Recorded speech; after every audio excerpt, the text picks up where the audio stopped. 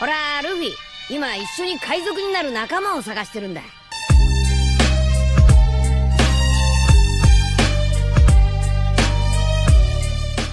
Hello guys, welcome to my channel The Wandering Zoro, your go-to destination for anime-related content.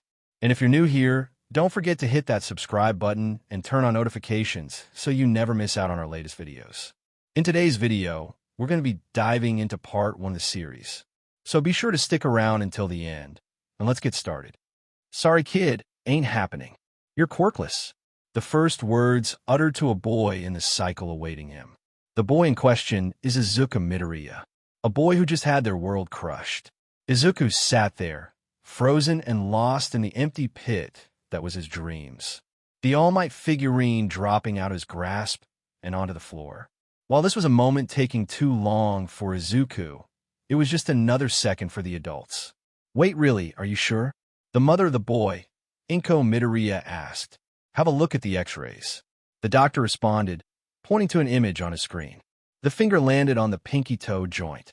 Those who develop quirks are a furthering of humanity, body more streamlined.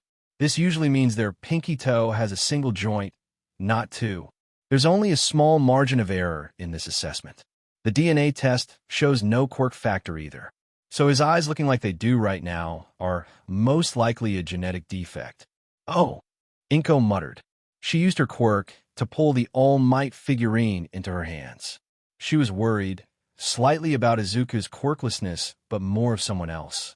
Well, thank you for your time, Dr. Garaki. They left. The trip home was a mixture of intense worry from Inko and despair from Izuku. It was quite the car ride to be in. Izuku had gone from overjoyed to despairing in one morning. Inko was worrying more and more with each meter driven home. She had really thought Izuku's quirk awakened that morning, but all hope was now lost. It has been 2 months since Hisashi Midoriya, father to Izuku Midoriya, lost his job. His international job was cut short by a villain attack on the company's Japan station headquarters, which was repaired quickly, but Hisashi was dropped by the company for an unknown reason, leaving him unemployed and with his savings account to look after his family. He had gotten small jobs, but the money available was steadily decreasing. Coupled by the lack of a quirk in his son, Hisashi was slowly losing himself to anger 2 weeks in. This is why the sudden change in Izuku's eyes overnight had him anticipating something. This anticipation led to him sending Inko and Izuku to a quirk doctor to see why. Turn 1. They said he was quirkless Hisashi. These were words Hisashi had from Inko that he never wanted to hear with his dwindling patience. Words that Inko never wanted to tell her husband out of fear of what would happen. Apparently his eyes might just have a genetic defect. Hisashi was quiet, fuming internally to most literal extent. The fire-breathing quirk made his heavy breathing feel like waves of heat from a furnace. What do you mean he's quirkless? Hisashi pulled some of his own hair while letting some of the flame building up in his body escape into the air. He looked around for something to let his anger out on, but he just couldn't. So he stood there, losing it before calming down and settling onto a chair.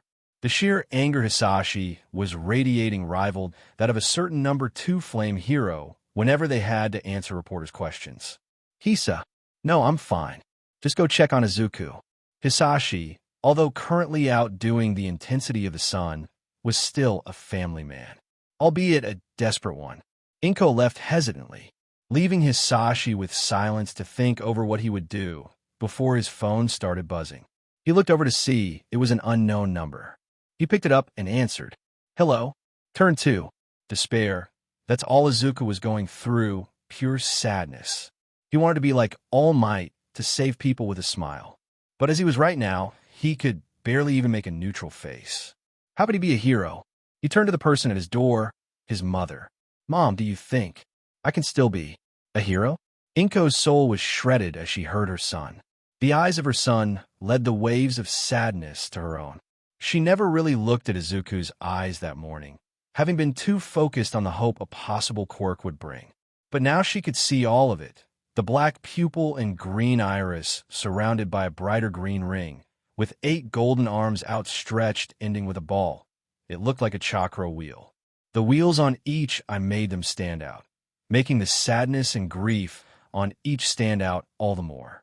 The only thing she could say, "I'm sorry, Izuku," hugging the small figure that was her son as he sat there, unmoving and crying.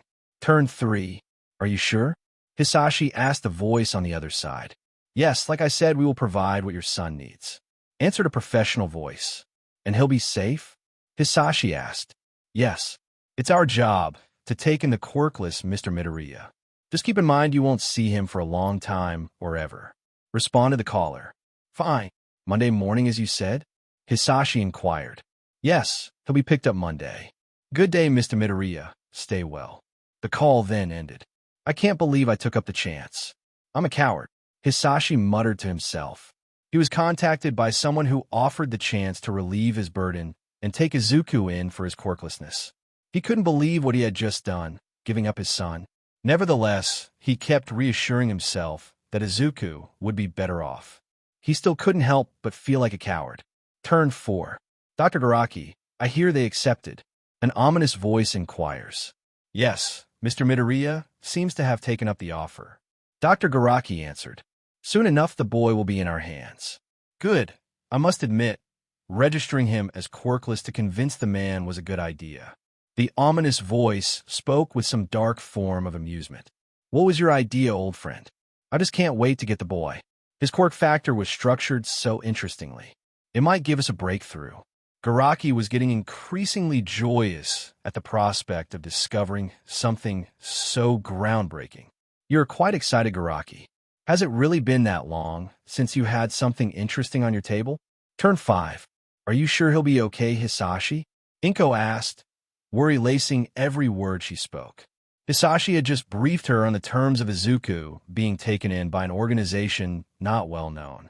Yes, Inko, I know it's a lot to take in, but I don't want Izuku to live the life we're headed for. If he can be taken in, then he'll be better off. Hisashi spoke surely, contrasting to his inner worry and self-deprecation. If you say so, Inko sighed. She was unsure of how some strangers would even take care of her son, but the desperateness Hisashi had for the last 2 months was shared with her, and it somehow made her willing to give up Izuku, her baby boy. When should we tell him? Sunday. We'll try and make it a good day for him after we tell him. Hisashi answered. He was wondering how he was getting this desperate. He tried to ignore the doubt and reasoned with himself that Izuku would be better off. Turn 6. Izuku was quiet, lay down on his bed, trying to come to terms with his quirklessness. The mirror on the other side of the room gave him a view of his eyes. Those eyes had given his parents hope this morning. Those same eyes were looking back at him. Now the eyes were just accompanying his sadness. They felt like they were taunting him, no longer giving his parents and himself hope, but rather representing how useless he felt. He felt like a Deku. Quite the thing to think at 4 years old. Turn 7. Sunday was eventful. It felt like telling a child that you were abandoning them because they held nothing acceptable or wanted by society, mainly because that's exactly what it was.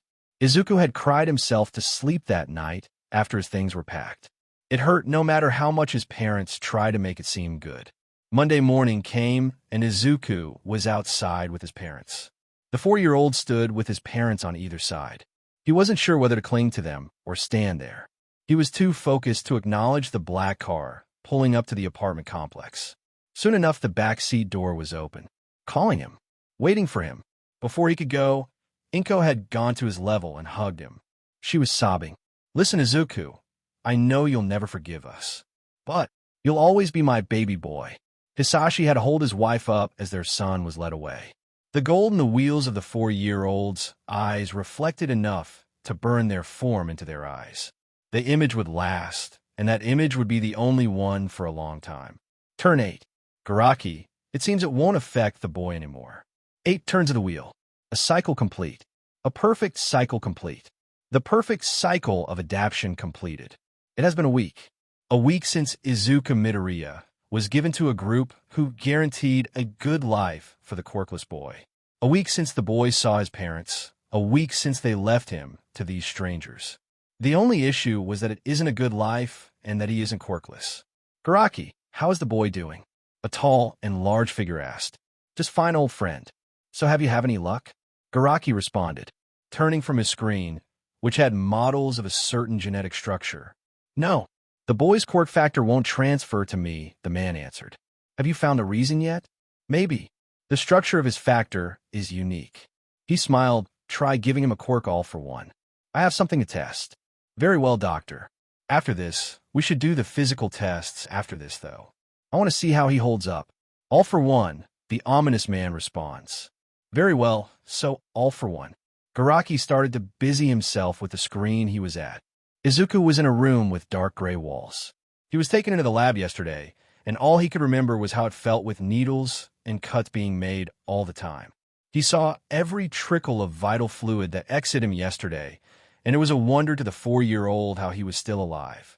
He looked at his left hand. A fresh scar ran from his wrist to between his middle and ring finger. It traveled across his palm to meet at the wrist. The image of the day before was burned into his eyes.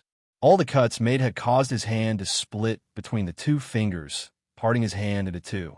The memory of the fibers of muscle quickly growing between the empty space to soon slowly and painfully pull it back together into one hand made him want to throw up like the last 2 times he already did. His attention was soon taken to the door opening. The man who Izuku had grown to fear entered the room. All for one usually loved children because of their innocence. It made them easy to manipulate into hating and even easier to play mind games on. This love, however, didn't extend to one Izuku Midoriya. The boy's quirk couldn't be taken by him, and it annoyed him. He was a symbol of what All for One couldn't just take and control. The second most hated symbol of his.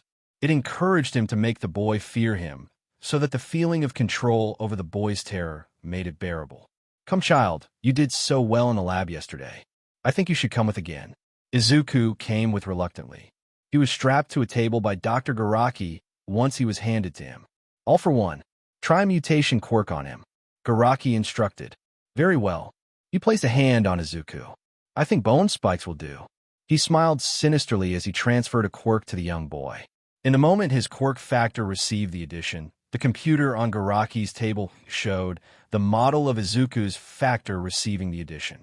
The factor merged. Soon enough, a spike protruded from the arm of the small boy. Then another just a second later. Another one followed right after. Soon enough, 10 had formed from the now screaming boy. Just as Garaki was going to tell All for One to take the quirk back, something stopped him. The wheels in the eyes of Midoriya glowed, before turning 1/8 of a revolution. The sound was of a clock gear, turning with a deep echo. It caught everyone's attention, even that of the lightly sobbing boy. The silence didn't last long, though, as Izuku screamed again when another spike protruded from his arm. There was a slight decrease in speed, though. Garaki, did you notice that? All for One asked, in a tone one could only call somewhat interested. Yes, the model of his quirk factor just changed as well. The bone spike quirk you added is being slightly oppressed. I say we wait and see what happens. Izuku tried listening to what the two were saying, but he was just too focused on the pain coursing through him. With every new spike came an increase in his agony. Soon enough, a second turn occurred with the same echo of a turn. The spikes started to slow in their protrusions more significantly. After a short time, another turn, then a fourth, followed by the 5th, then a 6th, 7th, and finally, an 8th. With the 8 came a booming echo along with an ethereal wheel. The golden glowing yellow floated over Izuku like a halo, before disappearing from sight after the turn completed. The protrusions stopped after the 8th turn, and the momentary silence that followed separated the next few seconds from the previous few seen. The spikes of bones soon started to crumple and fall apart, leaving Izuku bare of the white thorns. Holes in the flesh littered his body, but not for long as they slowly started to close and fix themselves. Fresh white skin left as marks of where protrusions once littered him. Izuku would now just lay there, unconscious. Silence followed, only broken by laughter from Garaki. This is groundbreaking, All for One. The quirk you gave him was suppressed by his own quirk factor by the 8th turn. He started to calm down. Not only that, though, the genetic detail of the bone spike quirk was altered to become a transformation quirk. Oh, is that so? All for One inquired. It had been a long time since something amusing came up, so this was quite the moment. Now you won't have to use that mutation-suppressing quirk on yourself when carrying that quirk around. You might as well take it back. Garaki was overjoyed. This could be a life-changer. All for One places his hand on the small boy. He started to take the quirk back. As he finished, there was an echoing sound. One turn, an eighth of the cycle. I think we should try to do as much with him in a short time as possible. I might be wrong, but that turn could be for your quirk, Garaki stated. All for One clearly understood what that meant. So, he quickly took his hand away and tested the altered bone spike quirk. I'll keep that in mind, Garaki. I feel we have found quite the asset to use. All for One spoke as if he got a new toy. I will try, keep his adapting from working. I'm not sure if quirk suppressants will work so well on him, but they could slow down his adaptation. Garaki was already making plans on what to do with him. Maybe a stress test later down the line. All for One smiled sinisterly at that. I think that would certainly help you in your endeavors in Mind Doctor. 1 year. Izuku Midoriya has been in the hands of All for One for a whole year. In that time, the boy turned 5 years old and had changed a lot. He no longer cried because he adapted to pain. He no longer screamed because he adapted to pain. He no longer resisted because he was helpless. He physically grew more than he should have. His height made him look 6, and his hopeless expression could make you think he was a 20-year-old without a care to give. He was hopeless. He somehow always knew how many days had gone by since his parents let him go. He knew about every second he spent here. But what could he do? What could he accomplish? Why can't he get up? Why can't I smile?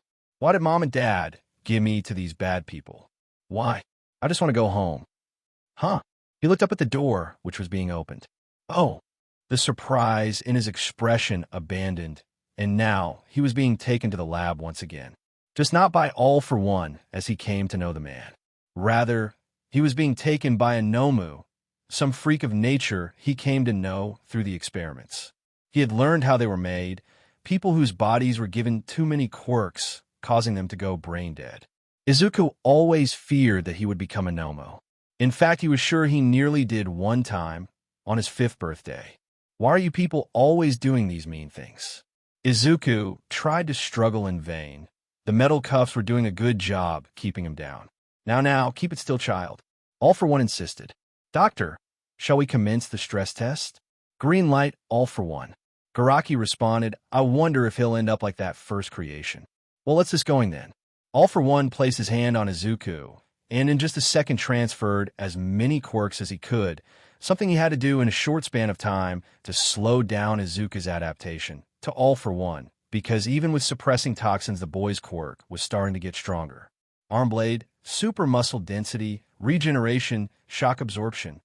So on until 15 quirks have been transferred in just 1 second. There we go.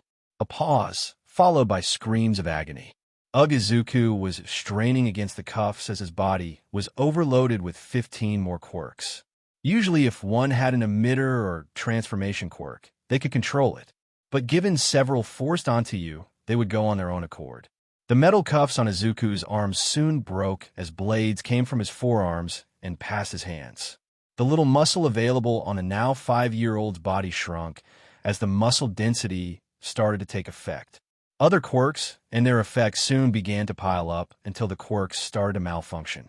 Muscles started to expand and burst. The remaining metal cuffs were torn in the process. Izuku fell onto the ground and was writhing in pain. The pain of his flesh expanding and exploding was probably the worst thing he could feel. The agony of stretching and growing, and the fiery sting of his muscle and flesh bursting outward. Hell, that's what Izuku would call this. Third turn. He woke up. After the echo of a turn called him to wake up. How many turns has it been?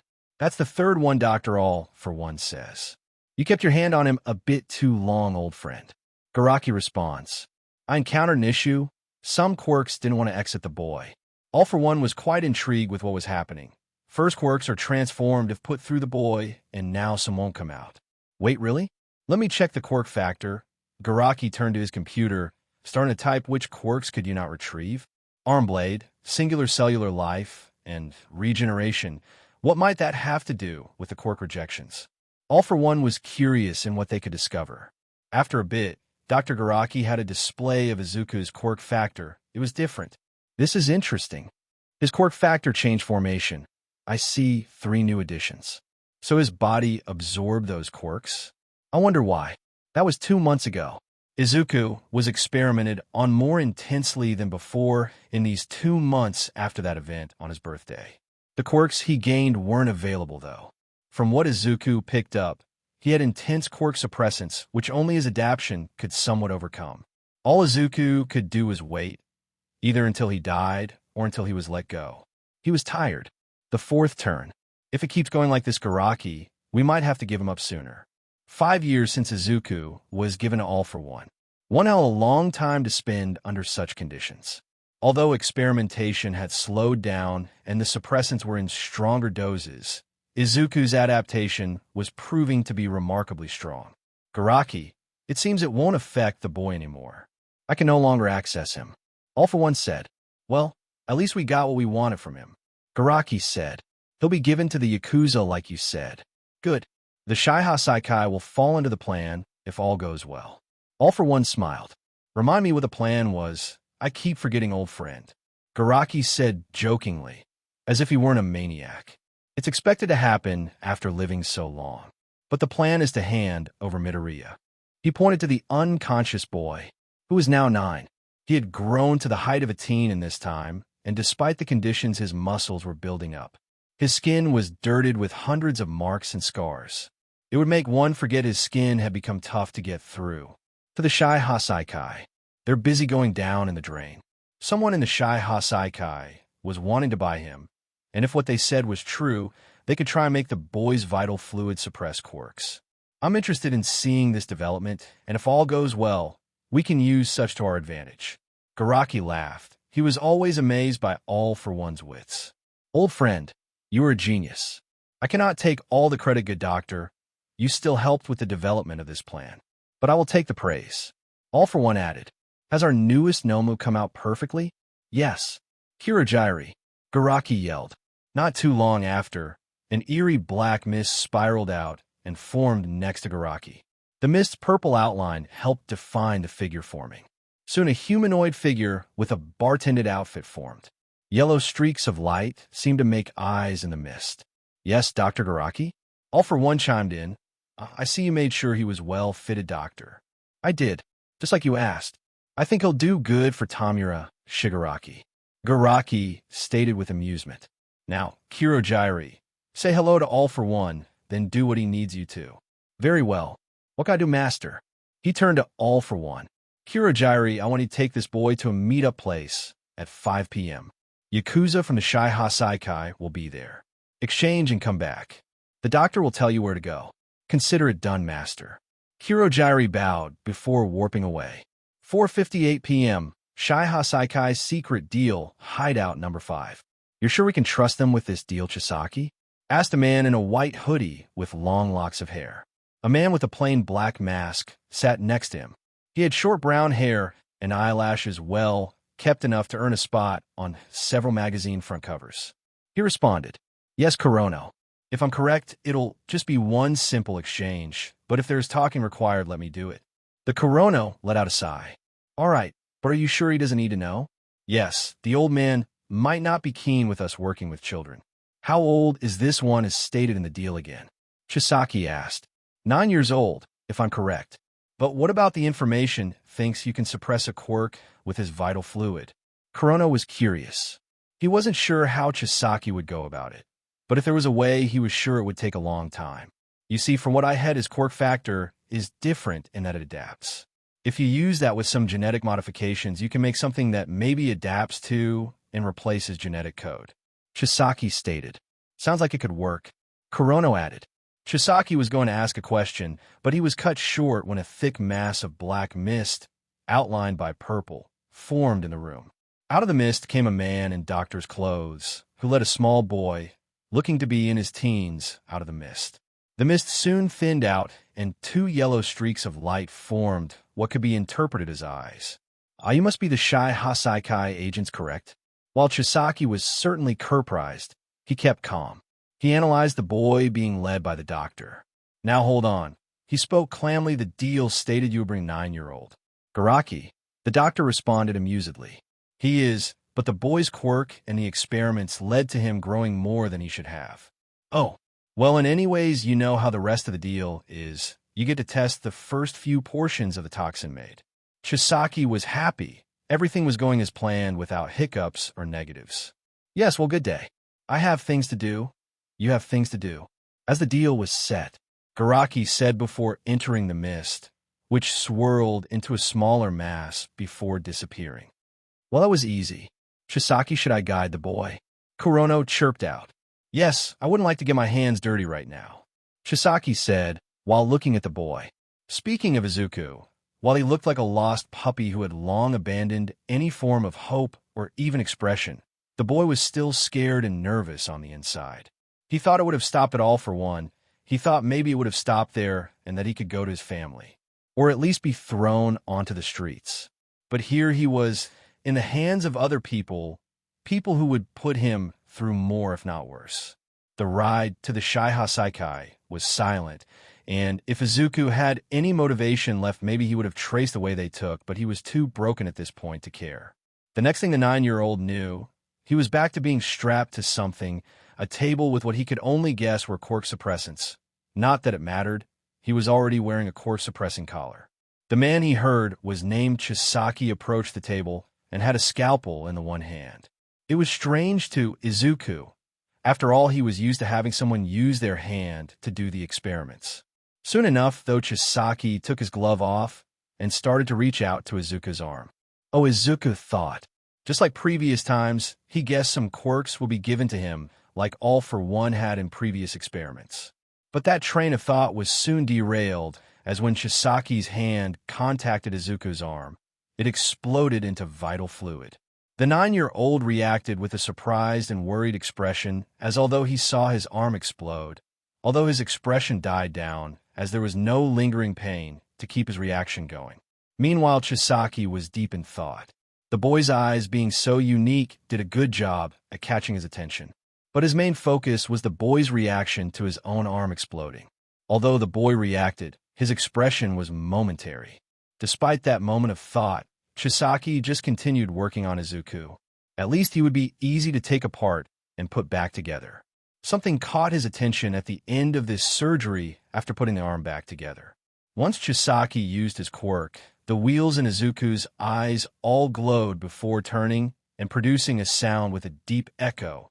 It was like a large clock turning. Nevertheless, he paid it no mind. He would just have to be careful since form what the villains told him. The boy adapted after 8 turns. So long as he kept it at cuts and scalpels with occasional use of his quirk, everything would go fine. 8 years. 8 years have gone by since Mom and Dad left. Abandoned me. There's no point in saying left.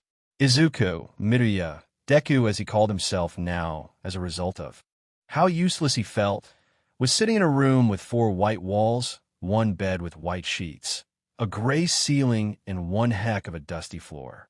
Izuku was busying himself with making markings in the wall with a blade, a dark blade that protruded out of his forearm. It was one of the quirks his body kept after all for one's experiments. And speaking of experiments, or surgeries, as Mr. Chisaki called them, Izuku was happy with how much time took between each one. It made it more bearable. Not that it mattered anymore, but he at least found time to himself now. With him only wearing quirk-suppressant accessories in the surgery room, he could at least feel less like an entrapped prey and more like a guinea pig. Just a bit more and... There! Izuku made 1 last etch in the wall. It was a sketch of All Might. He was still Izuku's favorite hero after such a long time. Izuku looked at his sketch, a chiseled image in the wall, keep in mind, with a scowl. Did All Might have the blue with the red surrounding the white, or was it the... And why did his face not look right? While the thoughts of the 12-year-old were something akin to maybe a 10-year-old, his looks were like that of a late teen. Tall, with good amounts of muscle to go along with him, and a body littered with marks. It's something on his face. Something white and segmented. Izuku's pondering was cut short, however, as his door was being opened. He stood up, guessing it was time for surgery. However, that thought was paused as a little girl was led into the room and put onto the bed. She was asleep. Midoriya, keep the kid company, will you? Chisaki spoke at the doorway. He was different. He was wearing something funny. It looked like a bird beak, but it was red with yellow. I'm not in the mood for babysitting. He left with another person who had a mask on with a similar beak. He could recognize the hoodie as chronostasis's, but the face was covered. Before Izuku could even catch up to think about anything, though, the two left. Izuku went to the bed and saw the girl up close. She was so small and had such an innocent face. Her pale blue-gray hair was as pale as her skin. What stood out was the singular horn on her head. It was set on one side of her forehead. One thing was on Izuku's mind. An emotion, it was an emotion. That emotion was anger. For some reason, Izuku was welling up with anger. Not at the little girl, but at the thought. The thought of such a young girl being here. Why was she here? Is it like when he was given up? Did her parents give her up as well? What was going on? Izuku's focus was broken when the girl stirred. She woke up. A few seconds passed before she was crying and backed up against the wall, cowering. Shushu, it'll be okay. I'm friendly, look. Izuku was quick to try calm her down. The girl had quieted down a bit. I'm a friend, okay? He forced a smile. His smile was honestly horrible, probably from his lack of having one for a long time. But at least the little girl was quiet. Wait, what's that face she's making? The girl made a face that read, terrified. This was shortly before she continued crying. Was Izuku's smile really that bad? An hour later, after the girl calmed down, Izuku was sitting on the other side of the room. She was still looking scared and lost. It made Izuku sad to know someone else was put into a situation he was all too familiar with. He started a conversation with the only way he knew to. Hi, what's your name? He cursed himself internally. He had social skills which, even at their peak, were only a sliver above absolute zero. Silence. That's what the next 5 seconds were. Pure silence. The girl finally spoke, with a tone one would probably only award to a lost puppy if it could speak. Eri. Eri? That's a nice name. He said. Well, what's your name? Eri asked. She pulled the blanket up her own body. She was curling up. I'm Izuku. He said. He tried to smile again, and Eri nearly hid under the blanket, but she lowered it again. Izu. Izuzu? Eri tried to say Izuku's name. How about Deku? Dazu? Deku? Eri said the name, but very weirdly. It was as if she had a bad time pronouncing his name. You know what, just stick with Izuzu. Izuku said. A chuckle came out of Izuku, something that felt weird to him. The muscles below his lungs contracted and relaxed. This also got a smile out of Izuku, but not the forced smile Izuku tried to give earlier. It was natural this time. To anyone else it might not seem much, but to Izuku, in that moment, it was strange. The feeling of his chuckle and the feeling of his face being shaped this way. It reminded him of an easier time. Eri, seeing the genuine smile, had a small smile form on her lips. The 3-year-old was replicating the happiness. It let her lower the thin blanket she was pulling up. It sparked a few more questions between both. The most common answer Izuku got was a confused tilt of the head from Eri. Not that he could blame the child, though. She was 3, so she didn't have much experience. The conversation came to a stop when he asked about Eri's quirk. She looked sad. This sadness turned into sobbing. Before Izuku could think, he moved. His form was wrapping Eri in a hug. A hug. He didn't know why, but the first thing he did was hug Eri. Eri was close to pushing away, but something inside the crying 3-year-old caused her to return the hug. She sobbed into Izuku's shoulder quietly for the next few minutes. Both acted on some instinct neither were familiar with, but they didn't deny the action either. The souls of each reached out to each other, one keeping the other safe. In return, the other gave the first one their happiness back. What separated the two was a sound that startled Eri, a turn with a deep echo. She quickly looked up to where the sound came from. She saw how the glowing eyes of Izuku had turned for just a fraction of a second. Thankfully, her expression gradually went from fear to curiosity. Eri was not the only curious one, though. Izuku was also curious. He knew what his quirk was at this point, considering his quirk alone was the sole reason he was going through all this pain. He had thought his quirk worked by adapting to quirks when they were used. He questioned if Eri was maybe using her quirk, but he saw no indication. Nothing funny was going on. Maybe it was passive. He wasn't sure. Meanwhile, in the Batcave. Bruce, what are we even doing here? Robin. I have no clue. Meanwhile, in a place relevant to the story. Garaki was observing one last sample, The only one he had left after all for one's battle 3 years ago with All Might. Interesting, he muttered. His vital fluid adapted to the quirk when it wasn't active. It seems the blood sample adapts passively at a slow pace, but accelerates when the quirk factor is active. Makes sense. 10 whole years. It has been 10 years since Izuku Midoriya was abandoned by society and handed to the cruel and had grown to the age of 14. Although looking at him one would think he was an adult, and no one could blame you for it considering his freakish height of 2 meters. Not to mention a body littered with scars and marks one would think only a 30-year-old could accumulate. Okay, I'm finished. Take Eri to her room, Midoriya. Chisaki spoke plainly. Yes, overhaul.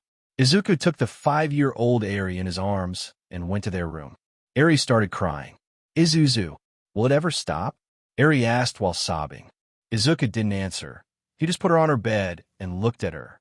He was silent for a few seconds before answering Eri. Eri, it will. Will you trust me on that? Eri sniffled shortly. Why, yes, Izuzu. Good. Okay, Eri, I have to go do something. If anyone asks, just tell them I went to the bathroom. Okay, Eri? Izuku spoke with a gentle tone. Okay, you'll come back, right? Eri asked with a slight tremble. Izuku gave her a smile. Eri, I will. He ruffled her hair and hugged her. I won't ever leave you. Eri showed a little smile and hugged back. Okay, Izuzu, please be safe. I will be Eri. Izuku then left the room, and you stay safe too. Izuku spoke to himself. At first, when Izuku was handed to the Shihasaikai, he thought it would be a waste to memorize anything for an escape since he had no hope left. But that changed when he met Eri. Seeing her go through what he was going through made his heart ache, and he wanted it to stop. To break out a cycle of suffering, to overhaul this cycle. Izuku made his way to a room he knew had a phone. He had to be on timing since it was impossible for him to be stealthy. A large figure walking around isn't exactly hard to miss, so he had to make sure he followed every second that his head counted. Making it to the room and entering, Izuku found what he was looking for. A common use Shihasaikai cell phone. Due to Izuku always having been so well behaved, Chisaki never cared where he brought Izuku. In fact, Izuku had become akin to Eri's handler for Chisaki, and so went around the complex a lot. This allowed Izuku to gather a lot of information, and it helped him put the plan together, a plan so precise that any small traces could be covered up. One of these traces would be the phone. If it just went missing, Overhaul would be quick to have it searched for, since the people he hired weren't the type to accidentally take such phones. Izuku quickly got a spare and covered up the empty space in the spare's locker. Izuku made his way out the room and took a different path. This path unfortunately crossed with Rappa, one of the 8 bullets. Hey, Midoriya, what are you doing here? He turned and looked at the boy. Oh, I got lost again while coming back from the bathroom, Rappa. Izuku answered. Izuku knew he could get away with this excuse because due to his lack of memorizing the layout since the Yakuza group took him, he got lost easily. Although he started to memorize after Eri was taken as well, he kept up the act of getting lost. Again? Rappa chuckled. Maybe Overhaul should give you a map. Not as if you'd run away anyways. Yeah. So which way to me and Eri's room again? Izuku asked. Straight and right. You know which door. Rappa answered before walking in the opposite direction. Thanks, Rappa. Izuku walked down the hallway to his and Eri's room. Phew. Izuku got into the room and found Eri sleeping. Izuku smiled at this, still a crooked smile, because although the ability to smile returned after he met Eri, the feeling of the face muscles moving to such a formation was still difficult to get right. Okay, thankfully the Shihasaikai were so blind as to leave cameras out the room and have soundproof walls. He wasn't sure how much of a convenient oversight was made, but he questioned it not. Izuku held the phone and turned it on, and after some fiddling, couldn't get past an unprotected lock screen. Makes sense when you lack a decade of basic phone knowledge, since he only ever used the computer, even so only to look at All Might videos as a kid. He was stuck. He had so much time to prepare his plan, and now the only thing stopping him from saving Eri, the one he considers to have gifted him a second spirit, was basic phone etiquette. But luckily his ability to read never deteriorated. He read 2 words he'd probably always keep in mind now. Emergency call. Izuku stopped himself from pressing it first. He had to stop and think for a second to remember the emergency number for heroes. It was, "Okay, Izuku. Remember the numbers now this time." Inko spoke. "For emergency situations, to call the nearby Hero Emergency Services is 112-3344-6500. Izuku cheered and raised a fist. "Wow, you got it right this time. That's my baby boy." She lifted Izuku up so that his raised fist could go higher. Izuku stood still. He had slightly heavier breathing. He gulped, removing the accumulating saliva. Thinking back to his parents was difficult, given that they gave him up. All he could remember was that night he cried himself to sleep after they told him he would be taken away. So any memories of being happy with them were so overshadowed, he basically forgot they happened. Izuku then slapped himself with his free hand. Now is not the time. He didn't have the time, nor did Eri have the time for him to just stand there and freeze up. He pressed on the emergency call button and went to a corner of the room he would be safe in. He put in the numbers and held the phone up to his ear. He didn't wait long for the line to be answered. A voice with a clear, neutral voice spoke. "Hello, this is the Hero Emergency Services. Please state yo." "Listen, I don't have much time." Izuku whispered into the phone. "Please use the location of the phone and send someone here." "You, please stay on call, sir." "Sir, can you please turn on your location?" The person asked. "Location? How do I do that?" He asked. His emotions were all over, confused, irritated, and mostly fear-struck. "Sir, please swipe from the top of the screen, all the way down." The person requested. Izuku did so, and he saw a few buttons come down. One he saw labeled as location. He pressed it, and it turned blue. Izuku better be happy the phone was unprotected, since if it weren't, he wouldn't be able to pull this off. Not too long after the responder acknowledged. "All right, sir. We will send a hero to your loca before the responder could finish." "Listen, you need to send more people. I'm not even sure of where I am. Only things I can guarantee are that this place is underground and that it's the Shai Hasai Kai. Please be fast. There is a 5-year-old girl you need to come rescue." "Wait, did you say the Shai Hasai?" The call was ended. Izuku quickly put the phone somewhere it wouldn't be found. Izuku made his way to Eri, who was still asleep. "Eri, wake up, little snowflake. Wake up." He shook her softly. Eri woke up and sat up. She hugged Izuku. "You're back." "Yeah, I know I am, Eri. Of course I'm back." "Okay, now listen. You know how I said it would all stop?" Izuku looked her in the eyes. "Yeah? What's going to happen, Izuzu?" Eri looked at Izuku. Her emotions were all over because of the question. She was worried, but also hopeful. "Okay, you remember the heroes I talk about all the time?" he asked, his signature crooked smile tugging at his lips. "Uh-huh." Her face relaxed. Eri knew about heroes because of Izuku. She always heard how Izuku spoke of heroes saving people. Well, heroes are on their way. "Okay, Eri. So make sure to stay with me, and if I tell you to do something, make sure to do it." "Okay." Eri felt some relief wash over her. While she never met a hero, she only knew one thing. Izuku was the closest she knew to a hero based on what he told her. And if she saw Izuku as a hero, then other heroes will be like him. "Okay, Izuzu," she responded, with some determination behind her voice. "Good." In the back of Eri's mind, she thought of this one time Izuku spoke of heroes. They always save people with. "Oh, I think I forgot." Izuku spoke. "Huh? What do they save them with?" Eri asked, tilting her head in interest. "You know what? I think I'll remember it later. Anyways, Eri, make sure not to eat too fast." Izuku spoke like a parent. "I won't," Eri said, right as she ate something too big, which got stuck in her throat. After some swift action Izuku could only describe as human instinct, he was able to get it out of Eri's throat. Izuku smiled when Eri thanked him. "Thank you, Izuzu," she said while hugging him. After a bit, she asked Izuzu, "If heroes are nice and help people, aren't you a hero?" Izuku ruffled her hair at that and said, "Eri, if you want to, I will be your hero, okay? And another thing about heroes, they never give up. So just know I'll never give you up." Eri smiled, something only Izuku could get from her. "And then I'll never leave my hero." "How many? 7? It's a shame I never reached 8 turns fast enough." It had been 2 hours since Izuku called the emergency services. In those 2 hours, Izuku had been keeping Eri close to himself. He was ready to make a move as soon as any signal came to him. This signal ended up coming in the form of a call from the emergency services number. He picked Eri up and held her close to his chest while holding the phone with his other hand. "Hello?" Izuku asked. "Redirecting call, please hold." The person on the other side of the call said. Izuku was dazed for a second before another voice came up on a different number. "Hello, this is Pro Hero Sir Night-Eye. We are surrounding the location given to us. Do you know how to exit the compound?"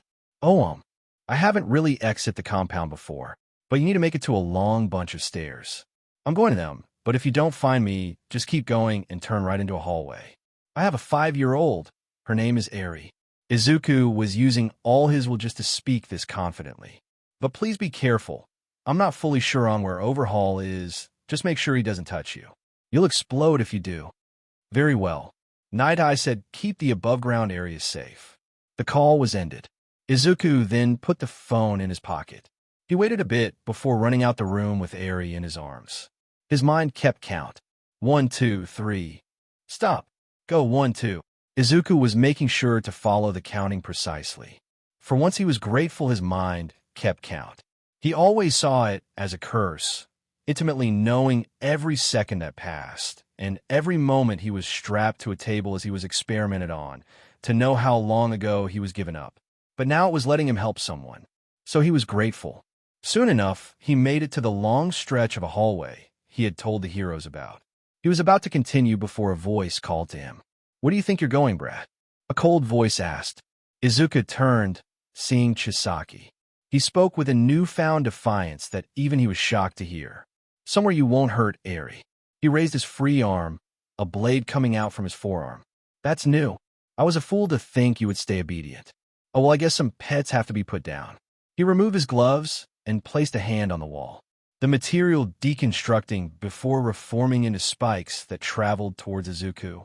Izuku was quick to move Eri in his arms around to avoid the spikes. A large one had impaled Izuku in the abdomen, while another impaled his leg. Izuku quickly freed himself and made a mad dash down the hallway, his wounds healing quickly as a result of his unrestrained regeneration capabilities. "Get back here," Overhaul shouted. But soon the entire complex changed. The long hallway Izuku was running though soon began to mold itself. Everything turned dark for a few moments before he ended up in a large concrete cavern. His first thought was about the lack of weight in his arms. Eri was no longer in his grasp. He looked around, the overdriven emotion of anxiety allowing him to take in the view to its fullest. He saw before him several people, all scattered around the cavern. He only recognized a few, Overhaul and the 8 bullets. He saw several people he could only assume were heroes, and his gaze landed on Eri. In the middle of it all, "Eraser, quick!" a hero shouted before he hurled a dense stamp at a small figure wearing a plague doctor's mask. "Right?" responded another hero with a black outfit and long, messy black hair. He had yellow goggles with slits in them. If one could see past them, they would see the red glow in his eyes being directed at the Shai Hasaikai's 8 bullets and their leader.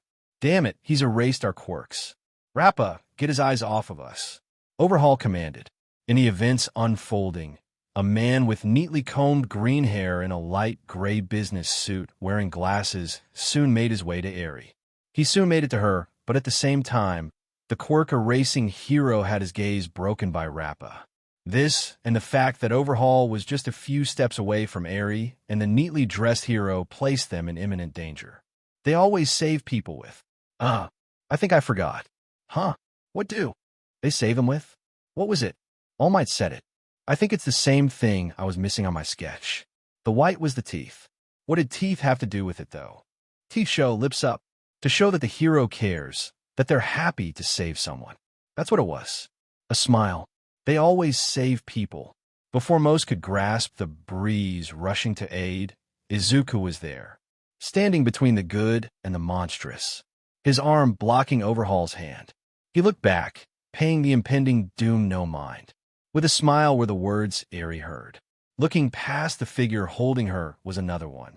Izuku. He was smiling, his teeth showing. The traces of his lips weren't crooked. They were smooth. They formed the first good smile Eri had seen in a long time. How many? 7? It's a shame I never reached 8 turns fast enough. Overhaul's quirk took its time to act, but acted nonetheless. The cells of Izuku's body torn apart and scattered in one large burst of vital fluid. Silence, all for just a few seconds. This silence was broken by the cry of grief from a soul too young to be here. Izuzu, the first to react after the veil of silence was torn, ended up being the hero, getting onto his feet and dashing away from Overhaul. Overhaul acted swiftly, placing a hand on the ground, the concrete soon breaking and reforming into a wave of spikes that traveled along the ground towards the two fleeing prey. It would have reached them if Overhaul's quirk wasn't brought to a halt by the quirk-erasing hero who had kept his line of sight on him after getting away from Rappa, who was now in a fight with another hero. Annoying pests. Block Eraserhead. Chisaki roared his command. He soon started making his way to Eri and the hero. Something halted his approach. Okay, you'll come back, right? I won't ever leave you. Eri, if you want to, I will be your hero, okay? And another thing about heroes, they never give up. So just know I'll never give you up. I won't. I won't give up. I will save you. The turns of the wheel represent the adaptation of Izuku Midoriya to the phenomena around him in order to survive. Each turn brings a resistance and a step closer to complete adaptation. The quirk of Kai Chisaki, Overhaul, is to disassemble and reassemble the arrangement of matter his hands come into contact with down to the element. Izuku Midoriya had reached 7 turns in his adaptation to Overhaul. This made its affects slower and less potent enough to allow the survival of full cells in his body. The effect of experimentations over his life allowed one of his cells to live on with his consciousness and regenerate. The command of separate parts of the body even become possible. A booming sound echoes in the cavern. Chisaki looked down, his eyes widening before squinting. There was a hand holding his ankle, the hand gripping tightly. Upon further observation, he noted it was a hand laced with marks and spots.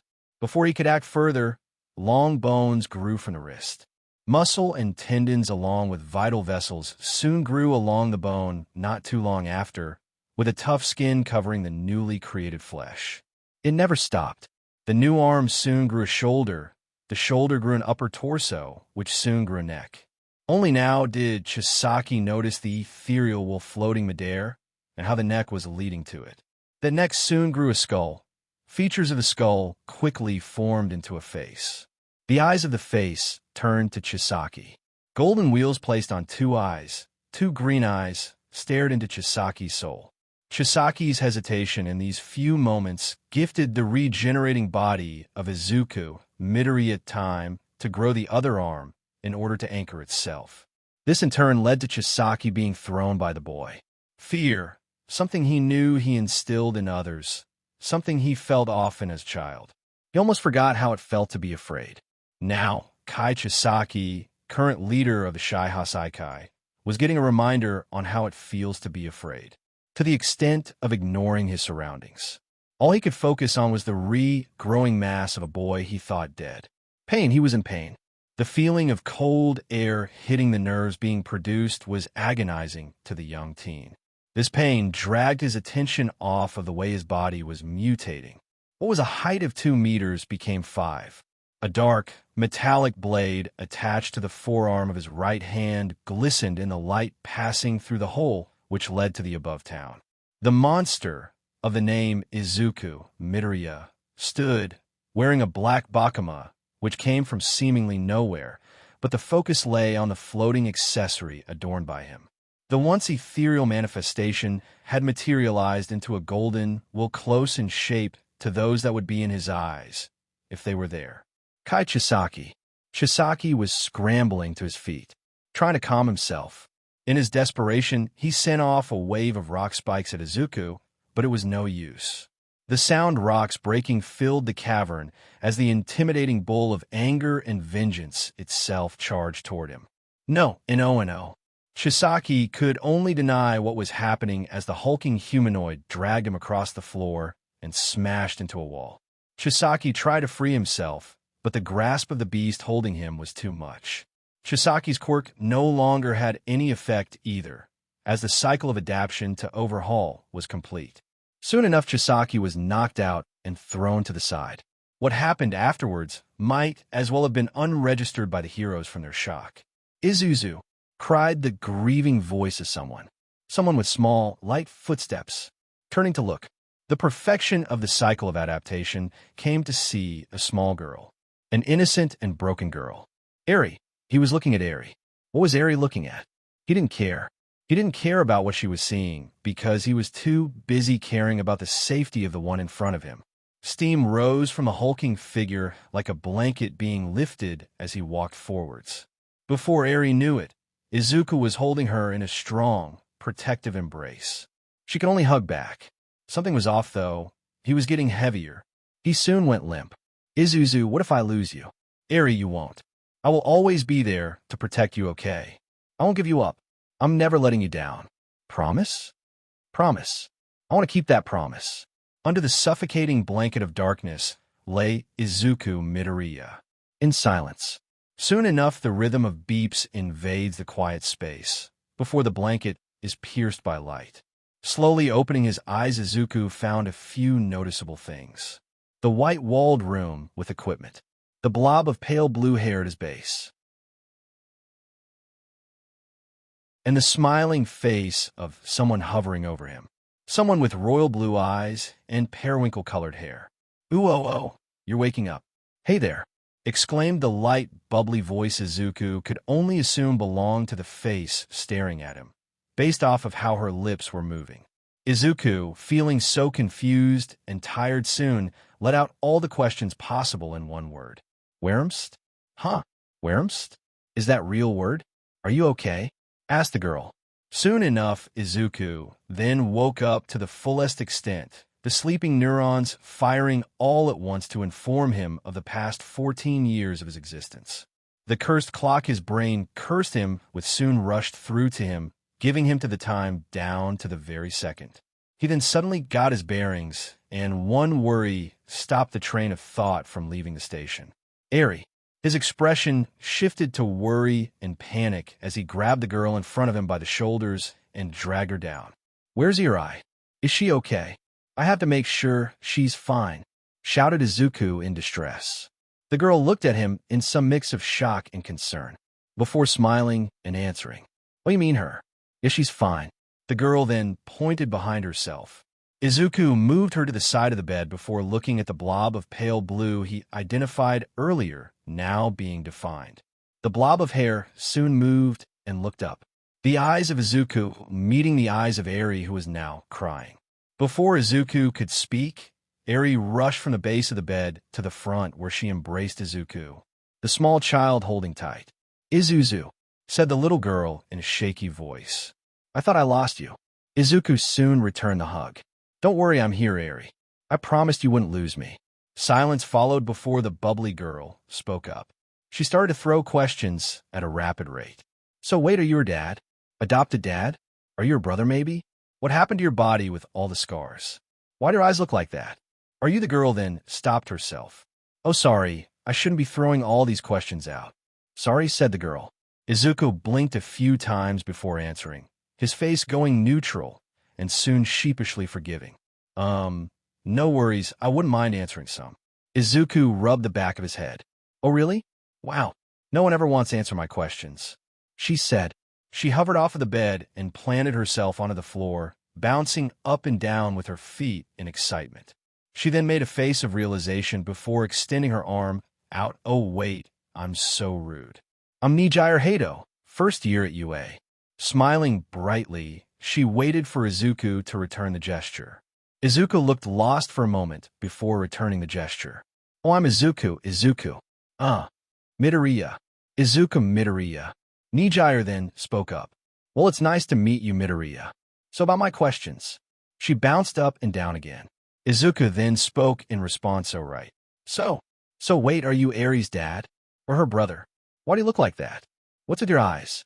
How old are you?" Nijire soon fired her questions one after the other. Izuku pondered only a few moments before responding. "Well, no, I'm not Eri's dad or brother. I'm too young in any ways. I'm only 14, Izuku pointed to himself. Wait, only 14? So then what are you to Eri? Nijire had curiosity written all over her face. Well, I mean, I'm like a brother to her, but kind of like a parent. I'm not sure. Izuku looked down sheepishly. Nijire then spoke. Oh, okay, so then something between? Nijire soon had a worried expression on her face as she then asked another question. So what happened? Izuku was confused but got an idea of the question. He then set Eri to his side and looked at Nijire. Izuku's face carried behind it years of sorrow, grief, suffering, and loneliness. Well, Nijire saw the face of the boy, and her own expression went to one of empathetic sadness. Well, hey, if you don't want to answer, you don't have to. Izuku looked at her and spoke up. I don't want to think about it, but I can't get it off my chest. The breath Izuku had held soon escaped in a heavy sigh. He then went to explain everything. Well, at the age of 4, my parents gave me up to some people, bad people. They did bad things, experiments. Izuku lifted his left hand to look at it. A warped line of skin ran from the wrist between his middle and ring finger, which wrapped from the back of his hand into the palm and back to the wrist. It was horrible. Then at around 9, they gave me to another group. The Shihasaikai. They went on. It was slightly more bearable, but everything still left its mark. Then, Izuku looked at Eri. Well, when I was 12, Eri was taken by the Shihasaikai. She was 3 if I remember. She started to take my place in the experimentation because of her quirk. I basically became her caretaker there. Izuku had to swallow the accumulating liquids in his mouth.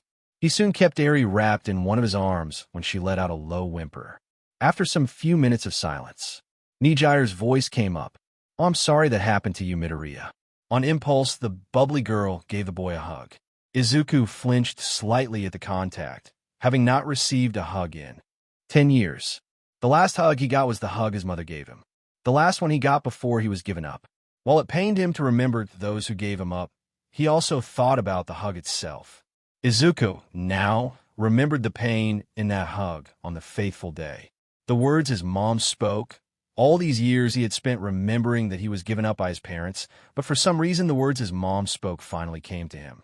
He never truly heard and understood them, but now they were clear. Listen, Izuku, I know you'll never forgive us, but you'll always be my baby boy. The words being comprehended finally made its effects known. The hesitation left Izuku as his free arm hugged back, the other arm coming around to bring Eri into it before also contacting Nijire. With his head over Nijire's shoulder, he let a few silent tears run down his cheeks and onto Nijire's shoulder.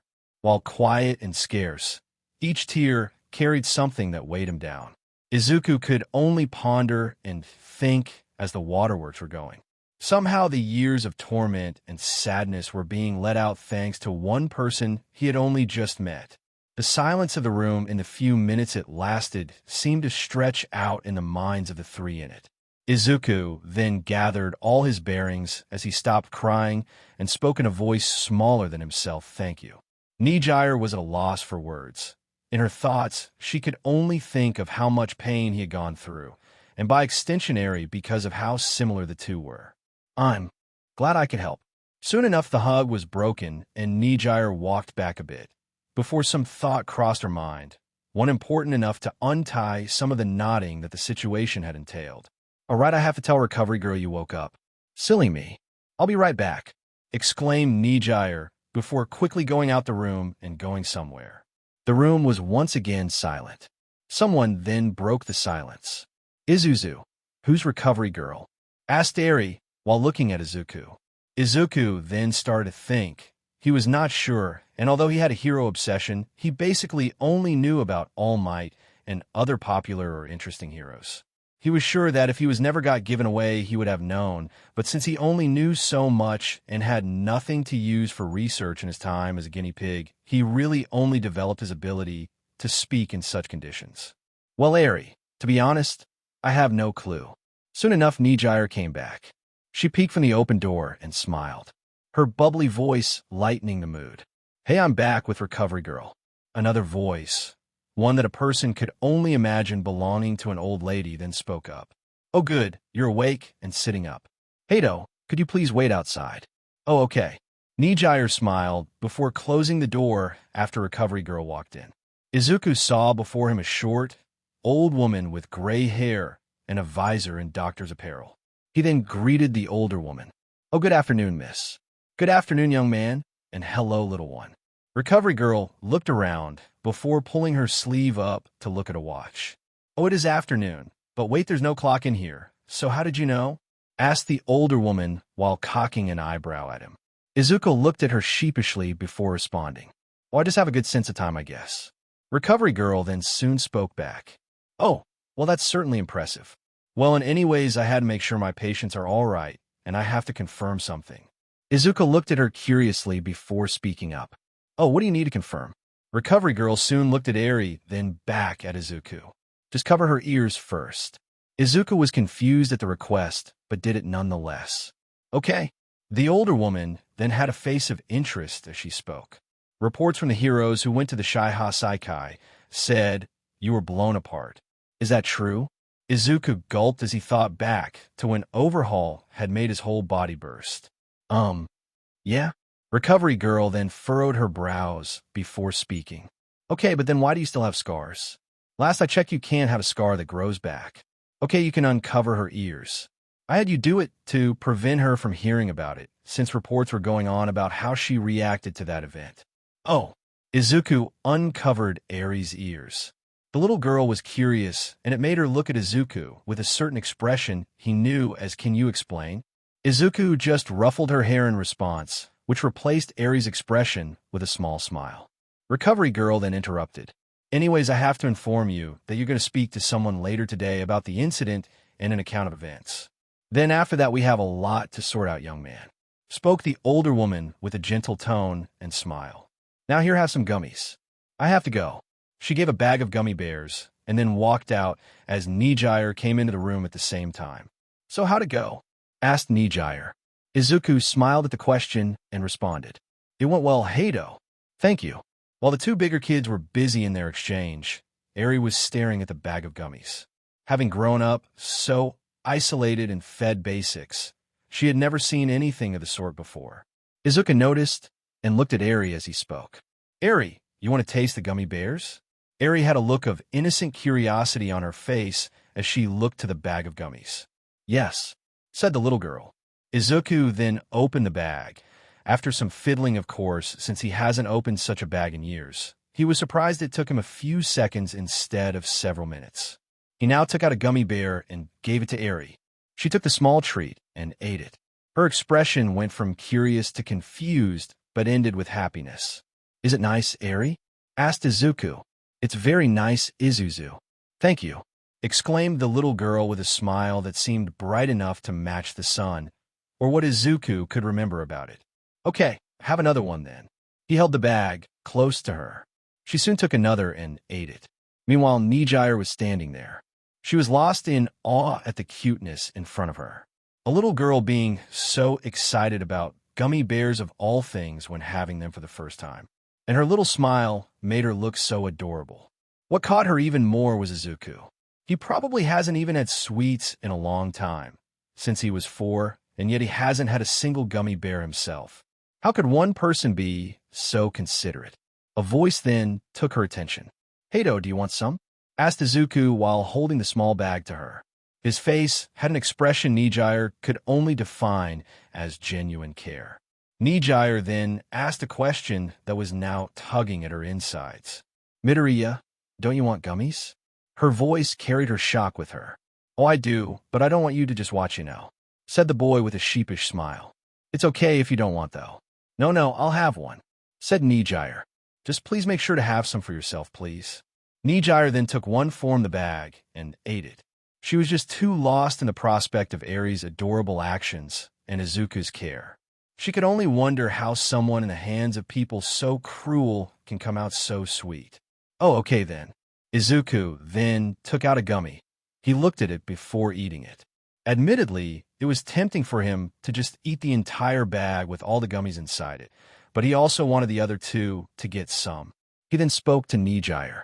So, Heido, what's it like at UA? The only things Izuku really knew about UA was that the high school trained future heroes, and that All Might went to it, so he wanted to get a good picture of it in his mind. OUA. Well, it's pretty big. It was so huge when I saw it in person. And there are so many classes, and the doors are tall like tall. The food in the cafeteria is nice as well. And are you okay, Midoriya? She stopped speaking as Midoriya's mouth was watering to a slight degree. Izuku then stopped to think and quickly responded. Huh? Oh, sorry. It's just I haven't had anything to eat in a while in terms of a proper meal. These gummies are making me think of other foods. Sorry again. No worries. Wait, what's your favorite food? Nijire then asked in excitement. Oh, my favorite food? I'd say cooked rat. Izuku responded. Nijire deadpanned at this answer. Huh? Izuku was confused before he realized what he said. Oh no, wait. Well, my favorite food was katsudan. Ignore the rat thing. That was just a slip. Nijire, while confused and as a result curious, paid it no mind as he gave a better answer. He moved quickly going back to normal. Okay, well mine would be candy apples. Eri heard the two terms, and her mind quickly went to Nijire's answer. Candy apples? Eri had a liking to apples since she at least got some from her time in the Shaiha Saikai. It quickly got her attention. Alright, you don't know about candy apples, do you, Eri? Nijire said. Okay, well it's an apple, but with something sweet on the outside, like You know how nice the gummies were? Yeah, something hard and just as sweet as the gummies is around the apple. Eri thought about the prospect, and her face had an innocent amazement on it. She was quick to imagine how nice it would taste. Oh, looks like she wants one. Then again, I've never had one myself, so it would be nice to get some. Izuku spoke while smiling at Eri's reaction. Well, I'll buy you some candy apples if you guys want. Nijire offered. Izuku was at a loss. This person he just met was now offering to get him something. He was about to turn the offer down, but his attention was put on Eri as she looked at Nijire. Seeing Eri smile like that had him think about his response. In the end, he just decided it would be better to accept. Izuku just ended up going for it. All right, that would be nice, Heido. Thank you. Nijire was smiling widely at the response. Great, then I'll get you 2 candy apples tomorrow. Anyways, I have to go now. It's nearly late night, and my parents have a curfew.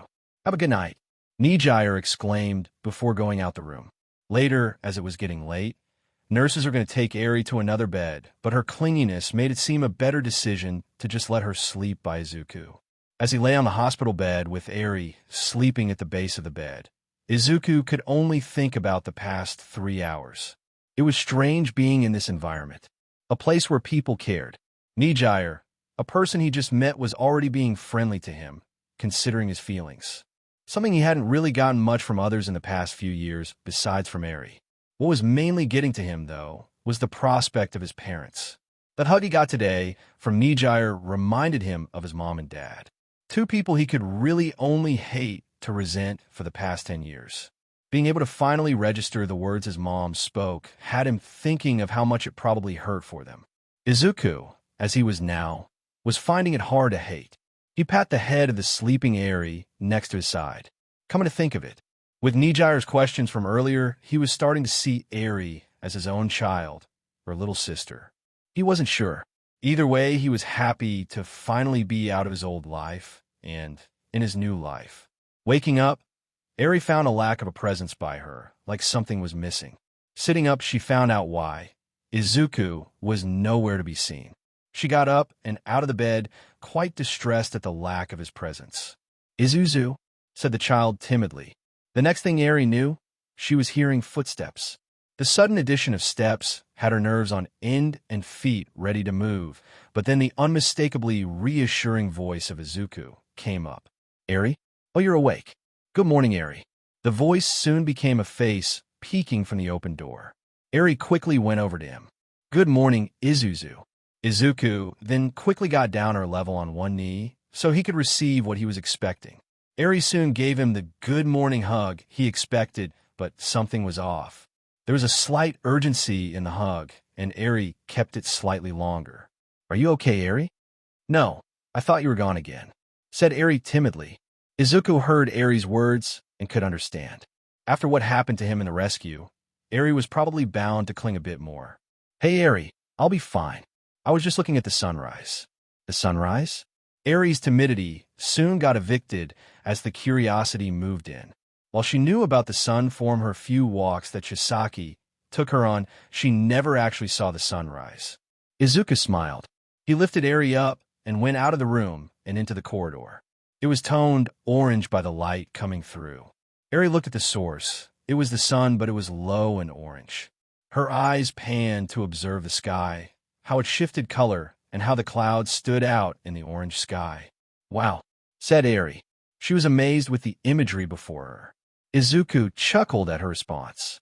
"I said the same thing when I got up. I hadn't seen it in a while." After enjoying the sunrise for a few long moments, both went back into the room. Time went by, and at 11 a.m., their door opened.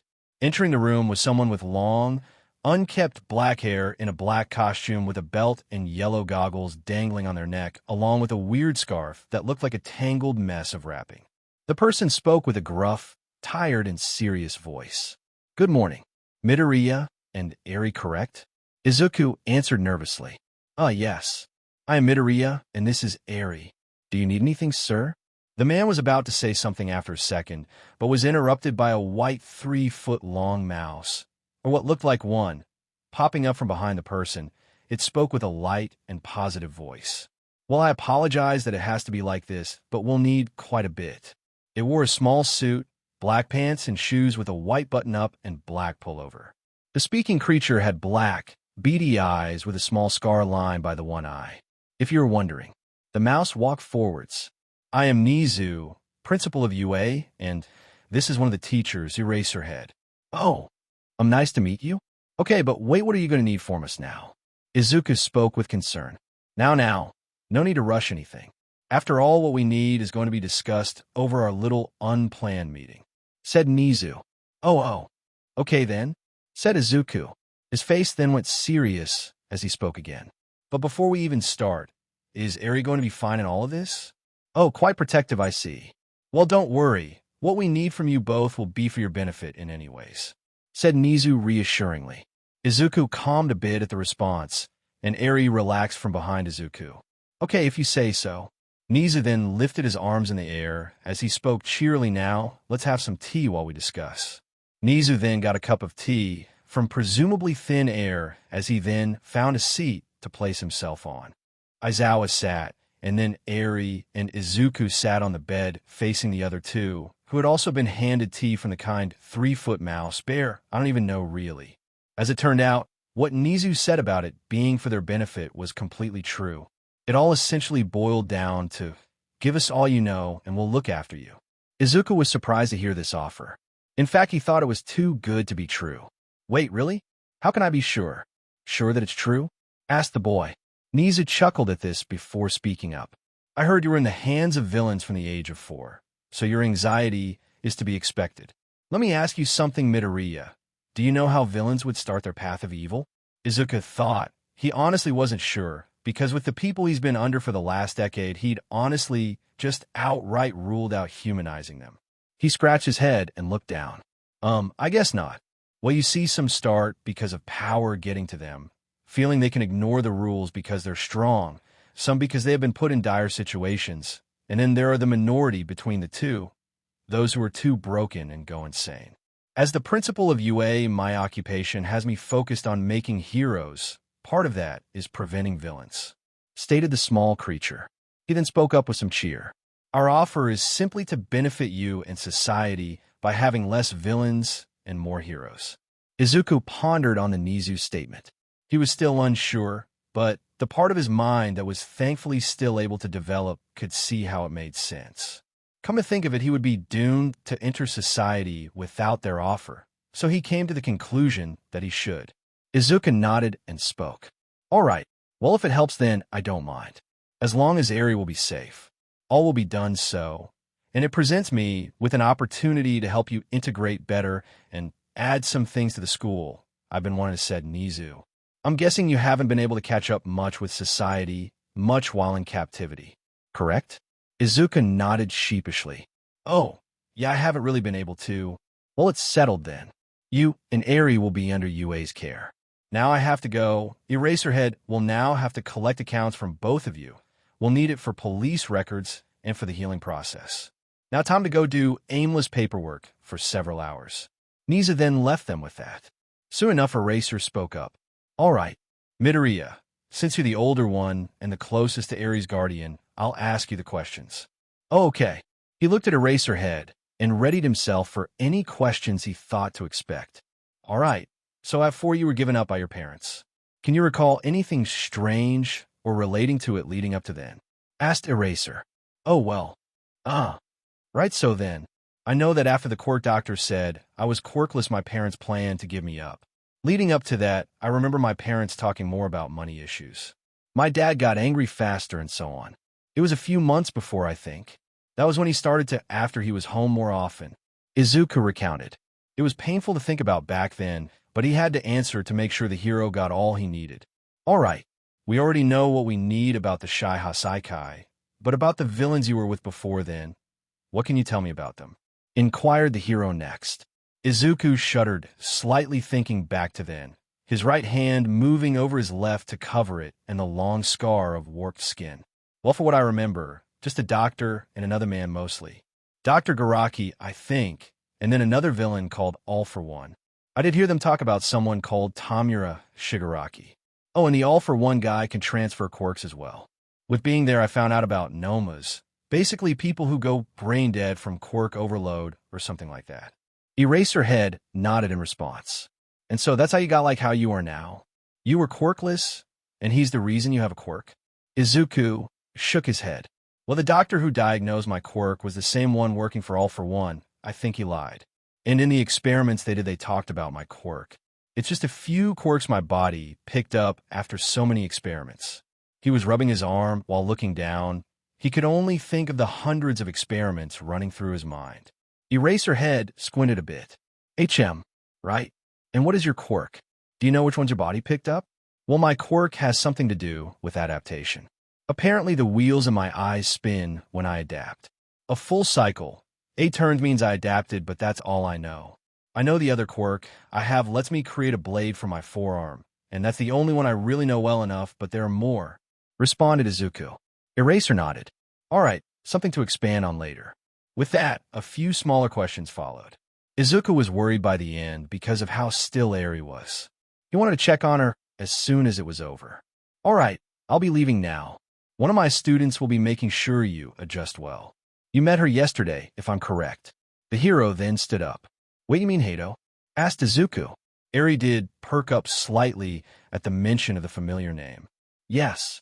Make sure to get sleep, cause you're being discharged tomorrow, stated the man before exiting, and just as quickly as he exit, came in another person carrying a plastic bag. Hey, Midoriya. Hi, Eri. Waved Nijire as she came in. How have you two been? Asked the bubbly girl. Oh, Hado, you know we've been good. Wait, what's with the bag? Izuku pointed to the bag she was carrying. Nijire lifted it in response. All right, I said I would get you candy apples, didn't I? And I got some extra sweets, too, said the girl. Wait, did you get some for yourself as well? Asked the boy quickly. Nijire smiled. Well, I mean, if it eases you, then yeah, I did, and besides, I wouldn't miss the opportunity to have a candy apple. Now who wants some candy apples? She took out 3 of them and handed them out. Eri stared at the candy apple with curiosity. She decided to taste it, and her reaction was priceless. If Izuku and Nijire thought the sun was bright beforehand, then they changed their minds the moment they saw the bright smile on the face of the little horned girl. Nijire got close to Izuku with her hand over her mouth. She's too adorable, stated the periwinkle hair girl.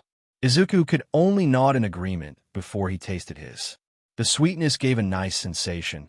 He was sure that if he were any younger, he would have ended up in the same result as Eri.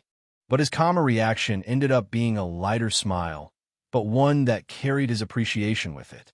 Wow, Hado, this is nice. Thank you for getting them. Well, I'm happy to have gotten you guys them, stated Nijire. So are you ready to go to UA tomorrow? Asked Nijire. Oh, well, it's nice. He looked down at his candy apple. A place where it won't be bad. A place where Eri can smile more. He looked at Eri, who looked at him and smiled. He returned the smile and ruffled her hair. Yup, and best of all, I get to show you around tomorrow, exclaimed the girl, which means I get to skip English classes and help some friends. Izuku stopped thinking for a moment. Friends? She called him and Eri her friends. Wait, friends? Yeah, friends. We're friends, right? Asked the girl. Izuku had to stop and think for a second. Someone he met yesterday brings him some treats and calls him a friend. He'd stop himself from getting lost in his own head so he could speak to. Yes, I mean, you've been so nice to me, so I guess we are.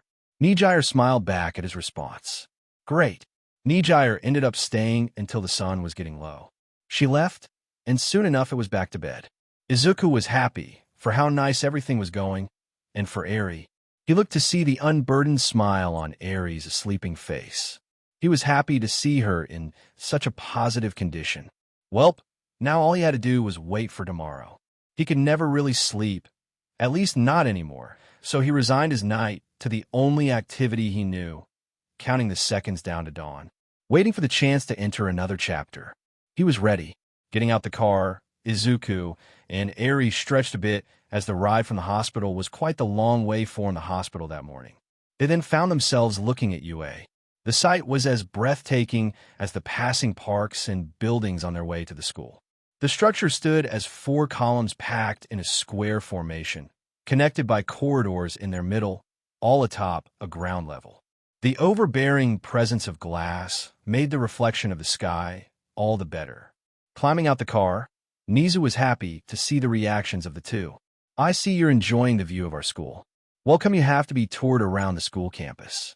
While I would love to see to that myself, I'm afraid I have to complete paperwork for an urgent matter. Nizu lifted his arms happily and exclaimed in joy. So I will have Mr. Aizawa, Eraserhead, tour you around along with Miss Hado, as a result of your familiarity with the girl. Good day. The principal then waltzed off, the small figure disappearing beyond the doors of the school. It was surprising with how fast he was despite the clear size problem. Eraserhead then spoke up. All right, Midoriya, for future just call me Mr. Aizawa and avoid the hero name. Hado should be here anytime soon. Hey, Midoriya, exclaimed a familiar, bubbly voice from behind. Nijire with a school uniform on. The uniform for her being a white button-up shirt and red tie with a gray jacket having blue-green stripes on. She had a skirt with a similar blue-green color and black stockings stretching from her knees down to her shoes. How was the ride here? Asked Nijire while up close to Midoriya's face. She was floated to get to him as a result of his 2-meter stature. Oh, the ride was fine but long. Huh. Izuku quickly backed off and started feeling around his face. Something feels off. Is there something wrong with my face? Asked the concerned boy. There was a red tint to his cheeks, but it was going away. Izuzu, your face is red. Are you okay? Asked the concerned Eri, who was looking at him from below. I'm not sure. My face was heating up, said the bot. His expression calmed as the red tint went away. Midoriya, have you never blushed before? Asked Aizawa with a confused and tired look. Aizawa was going to be sure to remember this in future. Blush. Yeah, you never blushed before?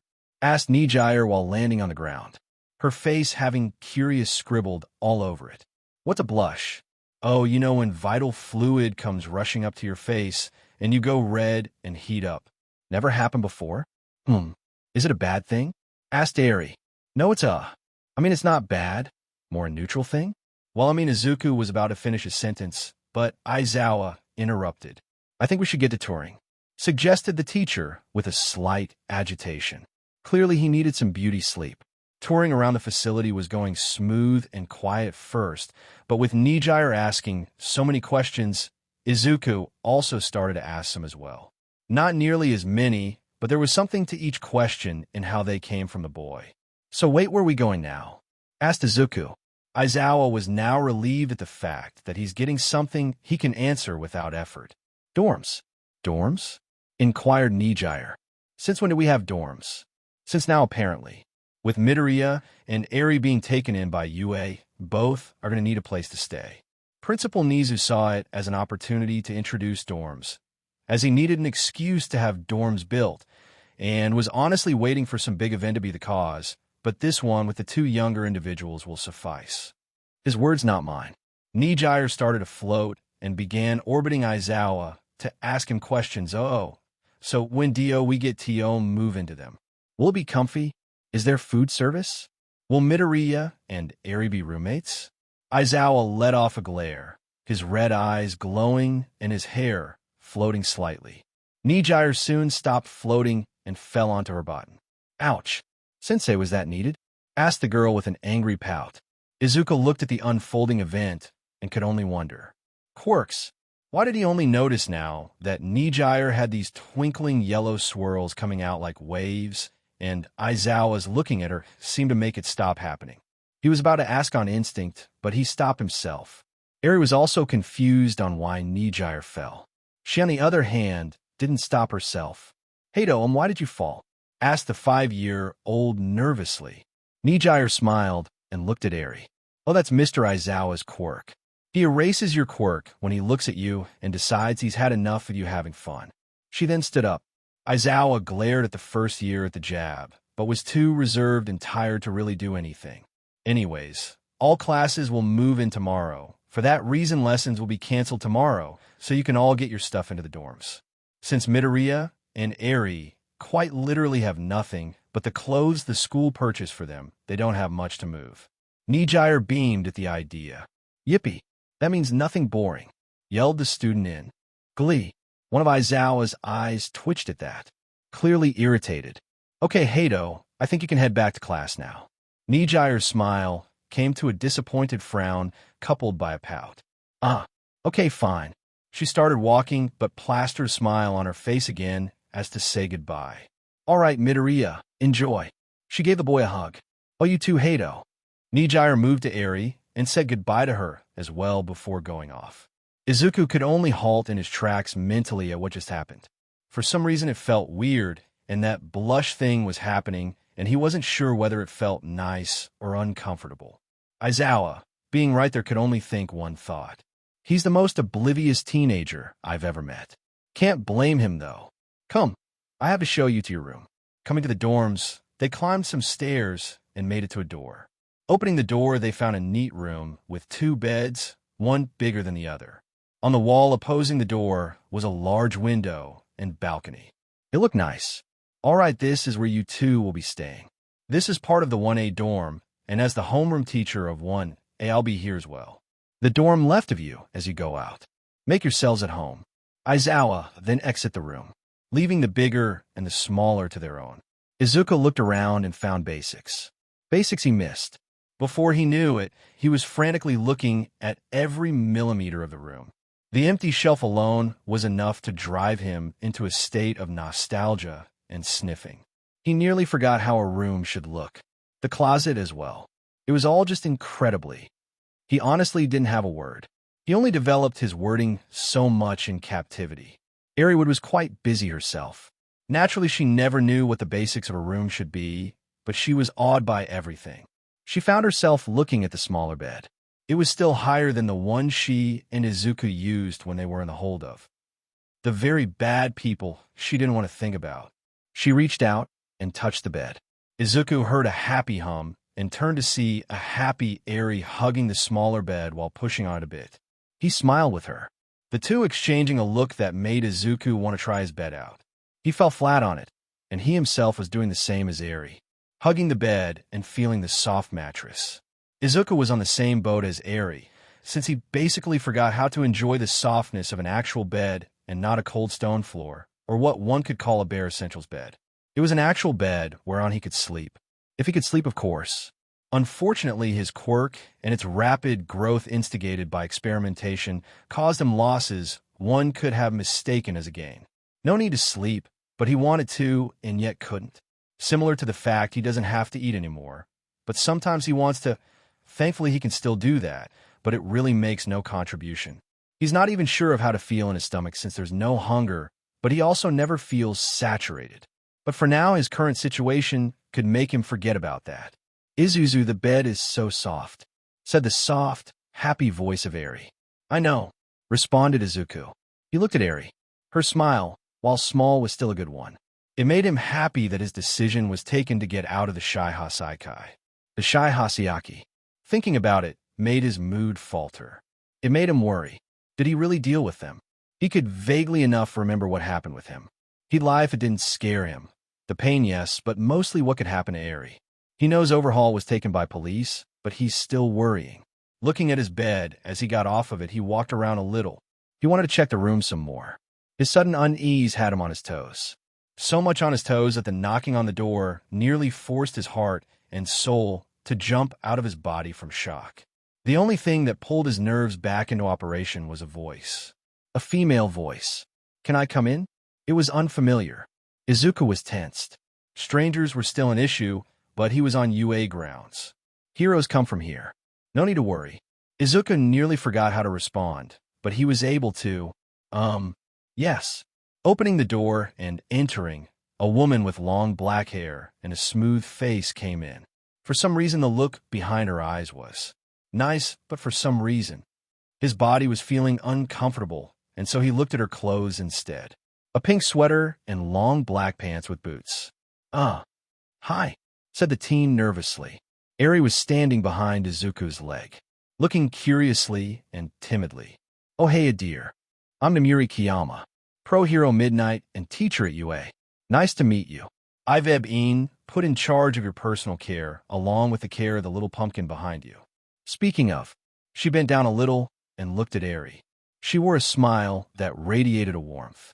Not the kind of warmth Izuku gave, but enough to make Eri greet back. "Hello," said the 5-year-old.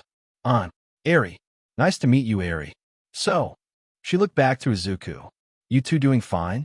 Izuku scratched the back of his head. "Yeah. Just getting used to everything." "Well, I'm glad to hear you can adjust. All right now, while I'm here, just remember if you have any issues personally, come to me, okay? Here to help." Izuku released his tension and sighed in relief. "Oh, okay." She then looked him up and down. "Aizawa told me you're 14, but that's kind of hard to believe. Quite tall for your age. Like 2 meters. But oh well. Guess it's not surprising given quirks in this world." Kiyama shrugged before grinning playfully. "You're going to be Lady Killer. All with these kids in the dorms coming tomorrow." Izuku looked concerned and Eri confused. "Wait, but Isuzu doesn't kill anyone. He's too nice." Izuku pointed to himself. "Yeah, why would I do that?" Despite having picked up on use of language, he sure as hell don't know what an idiom is. Kiyama chuckled. No, I don't mean it like that.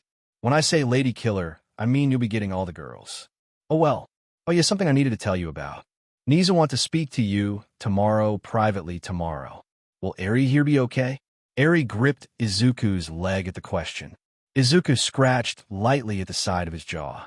"HRMM. I don't know. I wouldn't want to leave her alone." Kiyama wore a disappointed face for 2 seconds, but lightened up quickly after.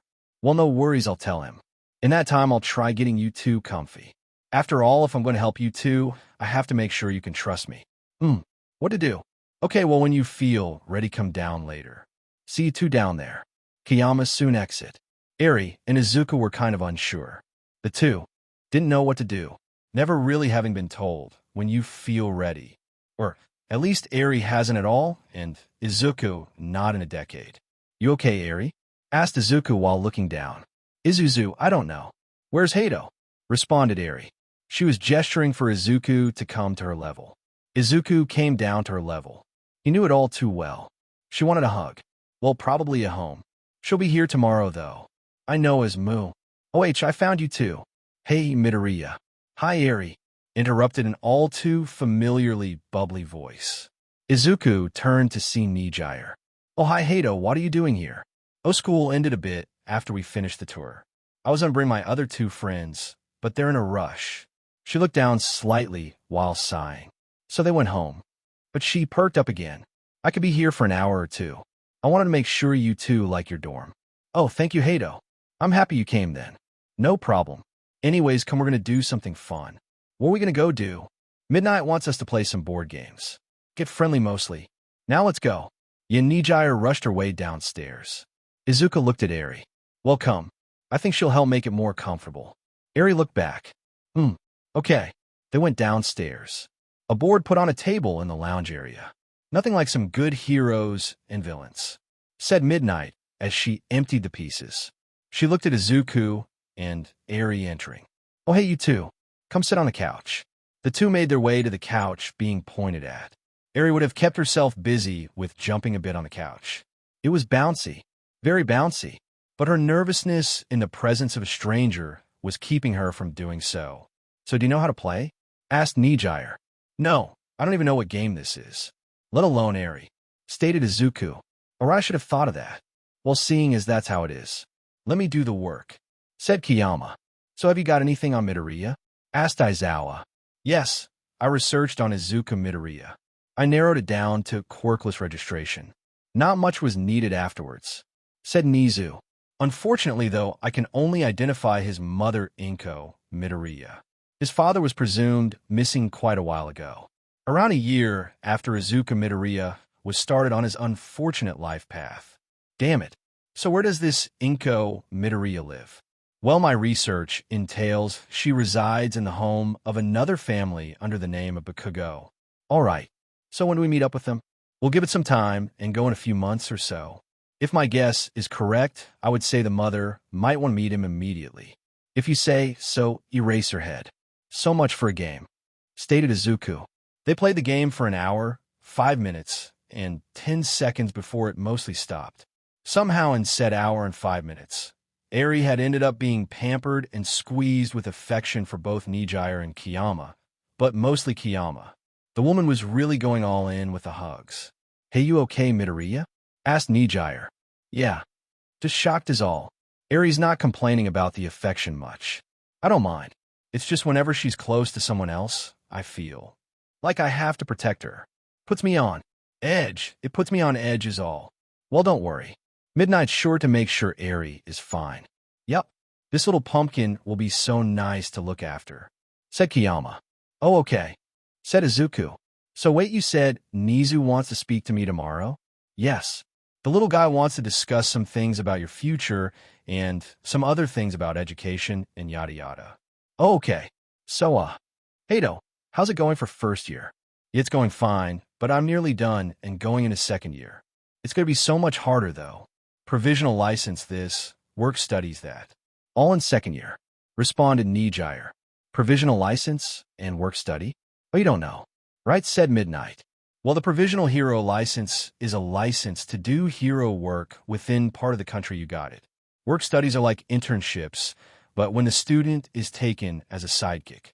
Oh, what's an internship then? It's when a hero gives an offer to a student based off of their performance in the sports festival mostly, and then the student can take such an offer to learn under said hero. Oh, okay. Do you need to know about the sports festival too? No, Miss Midnight, I know about that at the least. All right. Nijire soon jumped up. Oh, wait, I'm going to be late.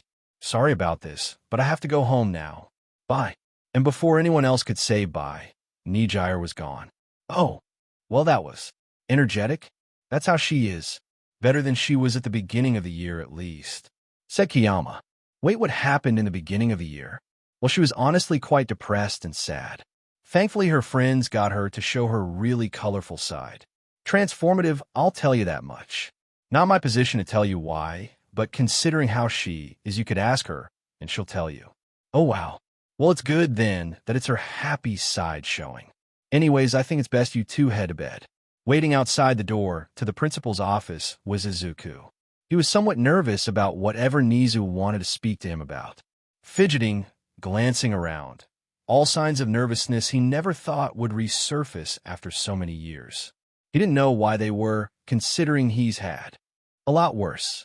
Nizu's voice came up from the office. Midoriya, you may enter. Izuku opened the door and came inside. He looked down at Nizu, who was standing there with his hands behind his back. It felt weird, with how small Nizu was, that he was the principal, but nevertheless it didn't take away from the creature's authority.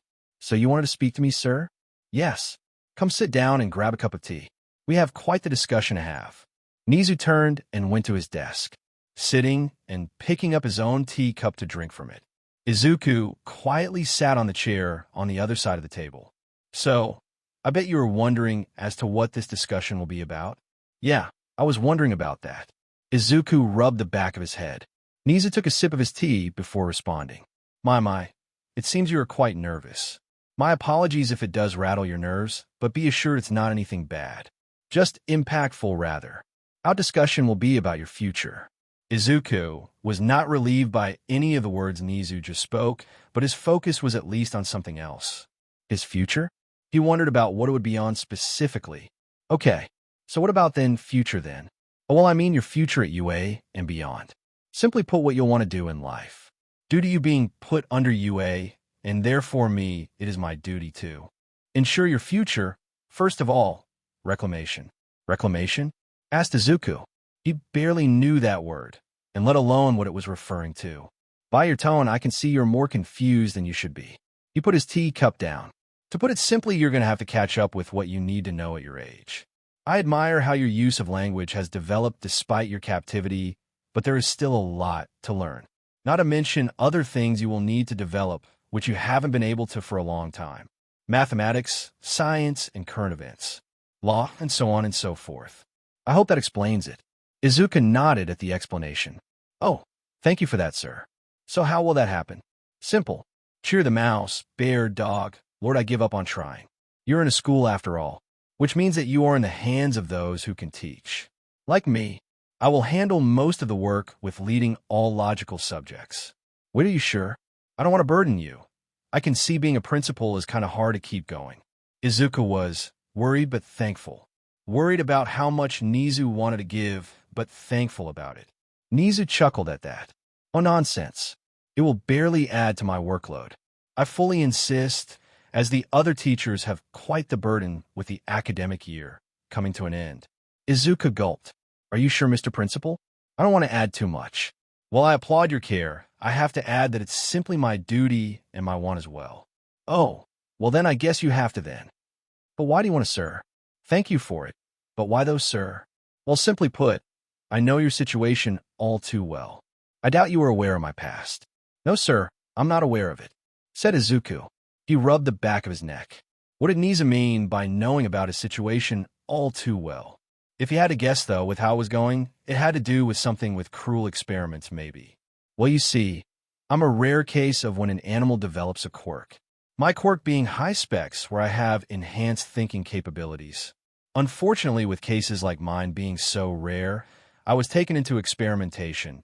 Even worse, it was illegal abduction of unregistered cases. It was horrible to feel everything happen, said Nizu. At this point, things were getting creepy. Nizu's smile felt hollow.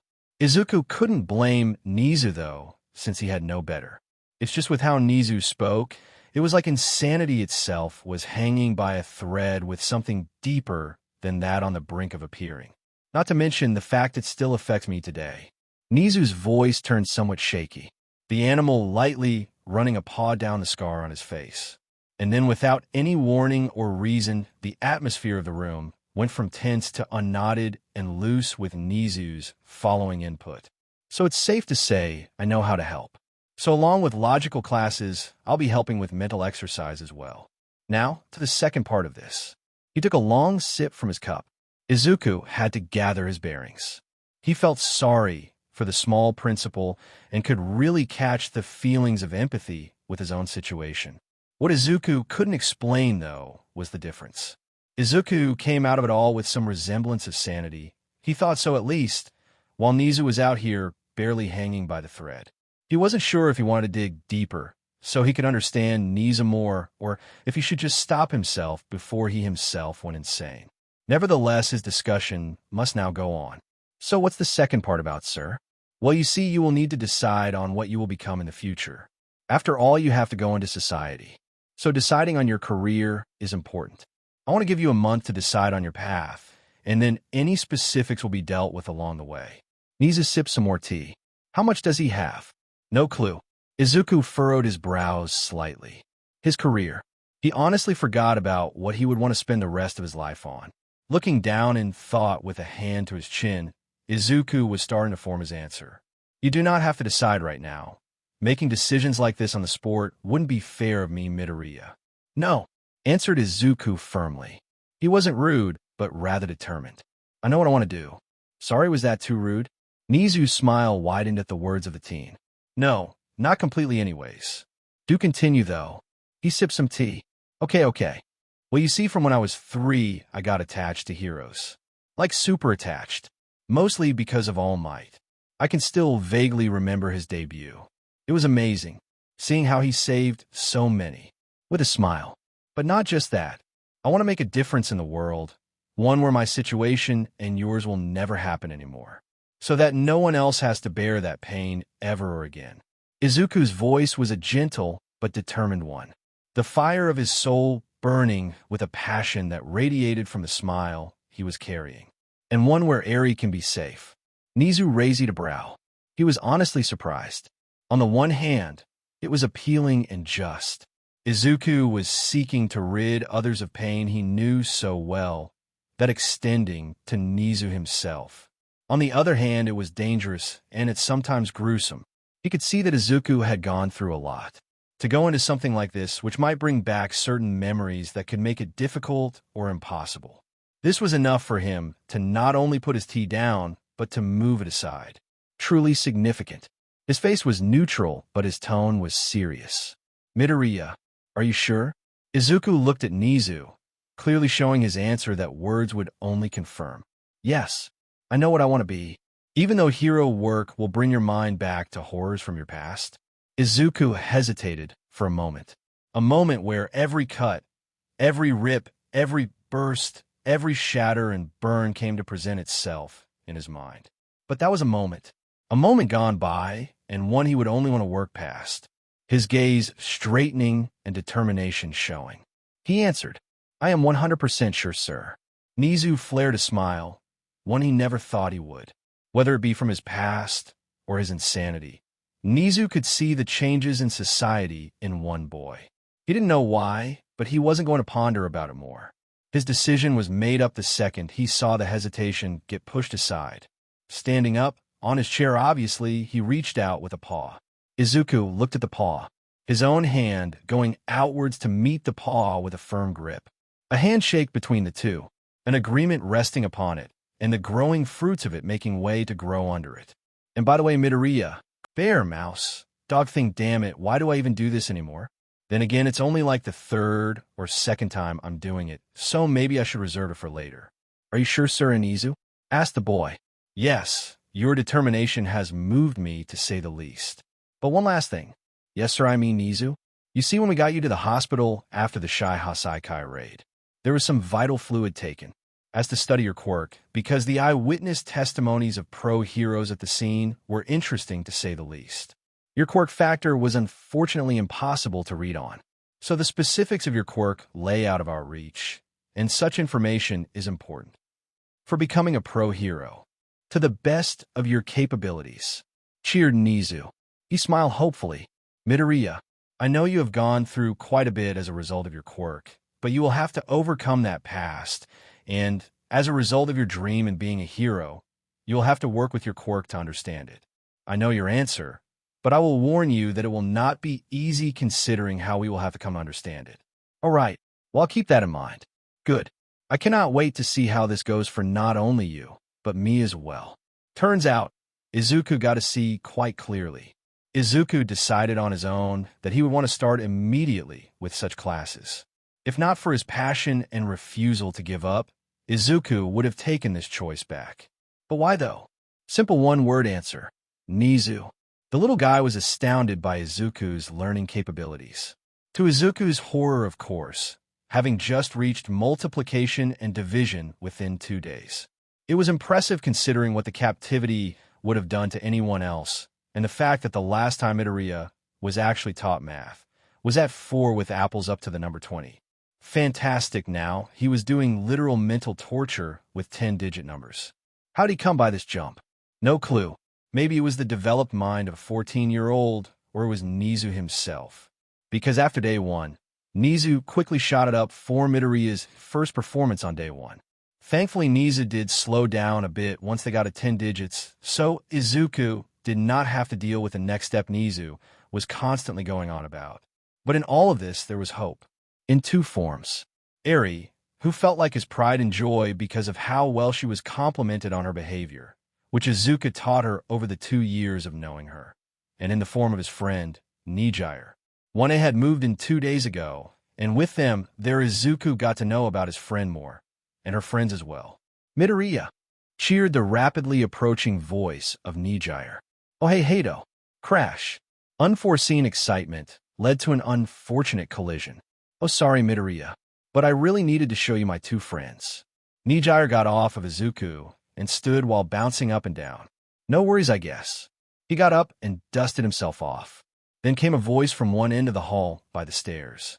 It was a guy's voice. It was rather upbeat and confident. Oh, so he's the one you were taking about, Hado? Yeah, Togata. This is Izuku Midoriya. She stretched her arms out and presented Izuku, her fingers all moving glamorously to show off her friend. She then looked at Izuku. Midoriya, this is Mirio Togata. She then looked at Mirio with disappointment. Wait, where's Amajiki? Otamaki is on his way. He looked behind to the staircase where a boy came through. A boy nearly as tall as Mirio, but with longer black hair and a thinner build. This boy also had a nervous exterior to him. Mirio then walked up to Izuku. Mirio was used to being tall for his age, but Izuku was on another level. Wow, you're really tall, he said while scratching the back of his head. His smile remained plastered on his face. Anyways, nice to meet you. Like Hado said, I'm Mirio Togata. He extended an arm out for a handshake. Izuku looked at the other boy. Izuku smiled and returned the handshake. Nice to meet you, Togata. Like Hado said, I'm Izuku Midoriya. They shook hands, and by then Tamaki had made it to them. Hello, said the boy nervously. He was looking at the floor with his jittering hand extended. Oh, right. Here's Tamaki Amajiki. He's a good friend of mine. Don't mind him, he's shy, said Mirio as he finished his handshake. Oh, well, it's nice to meet you, Amajiki. Izuku Midoriya. Izuku returned the handshake. Izuku knew about being nervous and all, but this was on another level, really.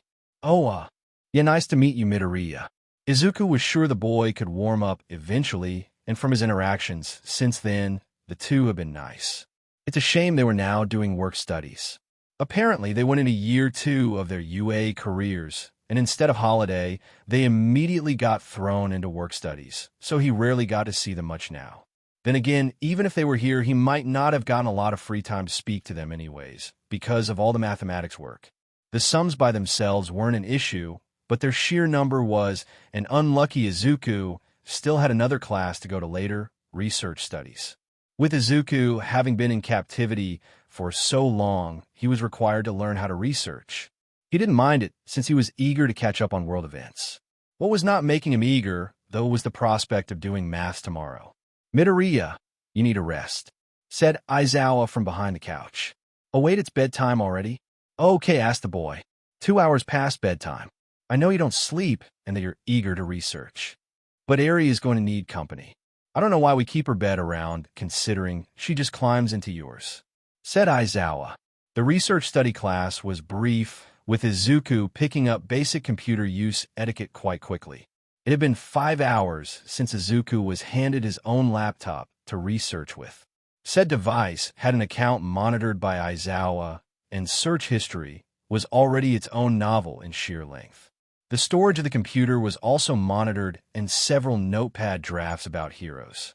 Aizawa wasn't complaining and was even enlightened when he saw Izuku's entries on him. But damn it, this was too exciting for Izuku, and Aizawa wasn't letting anyone have fun under his watch. I mean, yeah, you're right. I don't want Eri to feel lonely. I'd never forgive myself if I left her alone. He quickly closed the laptop and then picked it up before going upstairs. He shortly went through the hall and then turned and entered his room. The light was on, and Eri was sitting by the table on one side of the room. Busy drawing, Eri? Eri turned and smiled.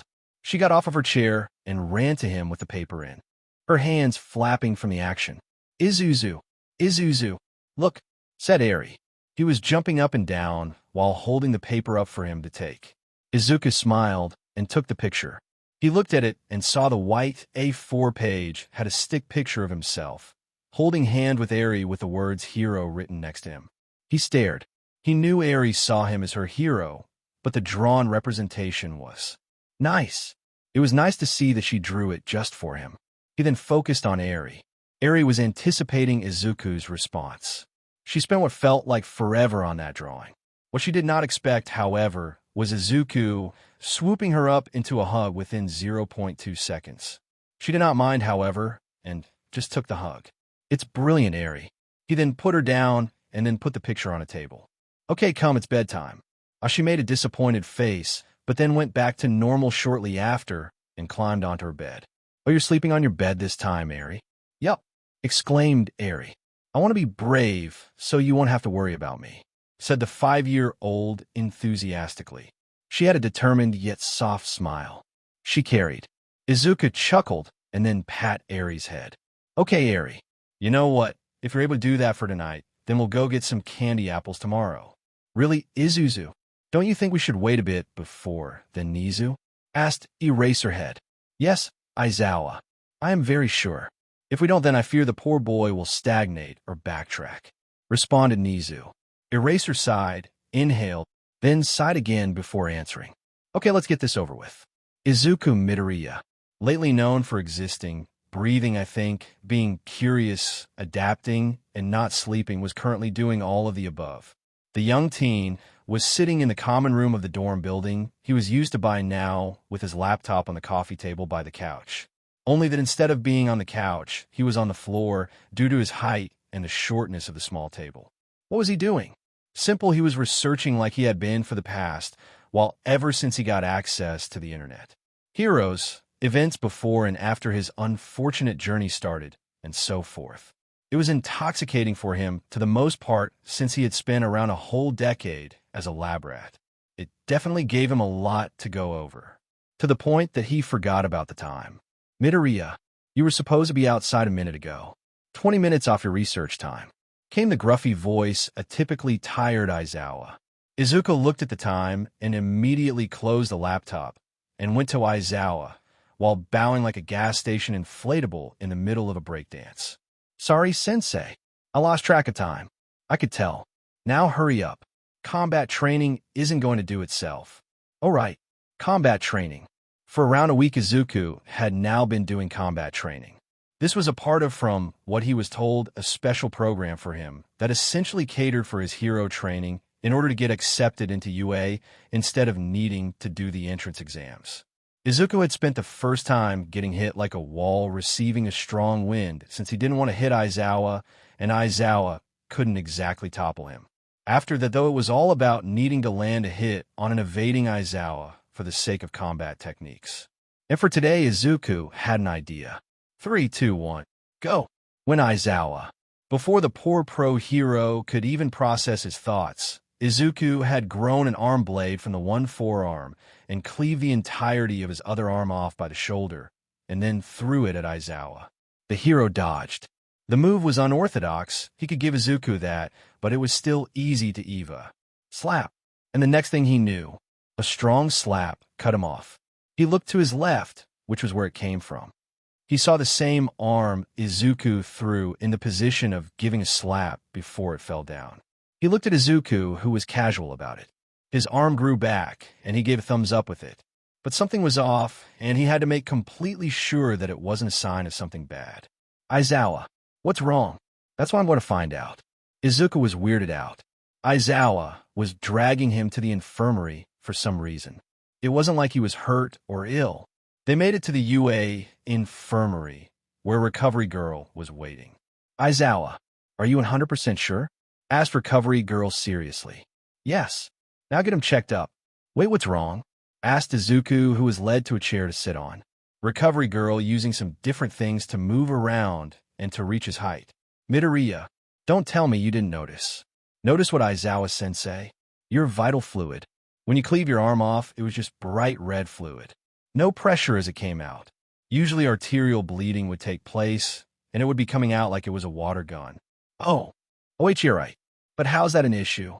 Good grief, exclaimed Recovery Girl as she was using her stethoscope. There isn't a heartbeat.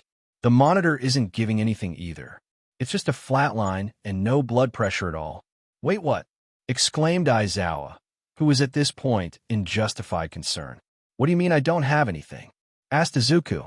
Recovery Girl got off of her height stool and led Izuku around UA to the heavy treatment facility for a scan. Go in. Go in. Yeah, I am Recovery Girl Sensei. I am. Izuku was then laying on a board which retracted into a cylindrical chamber.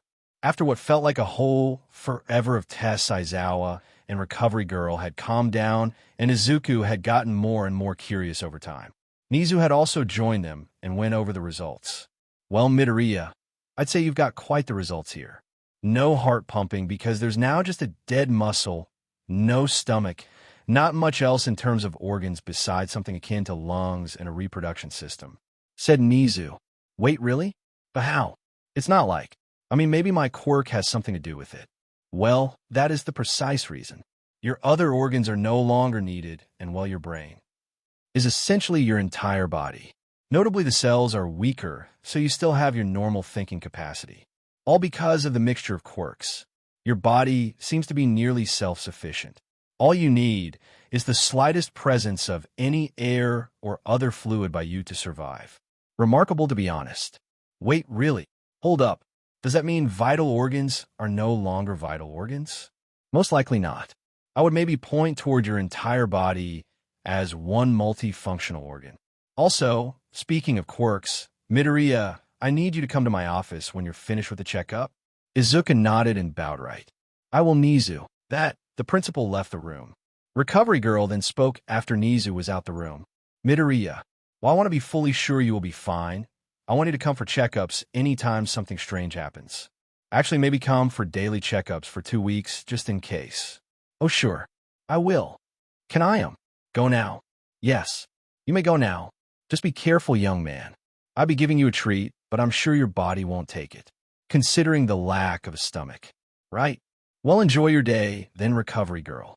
You too, Aizawa. He then exited the room and made his way to Nizu's office, catching up with him right as he reached the door. Nizu opened the door and let Izuku inside.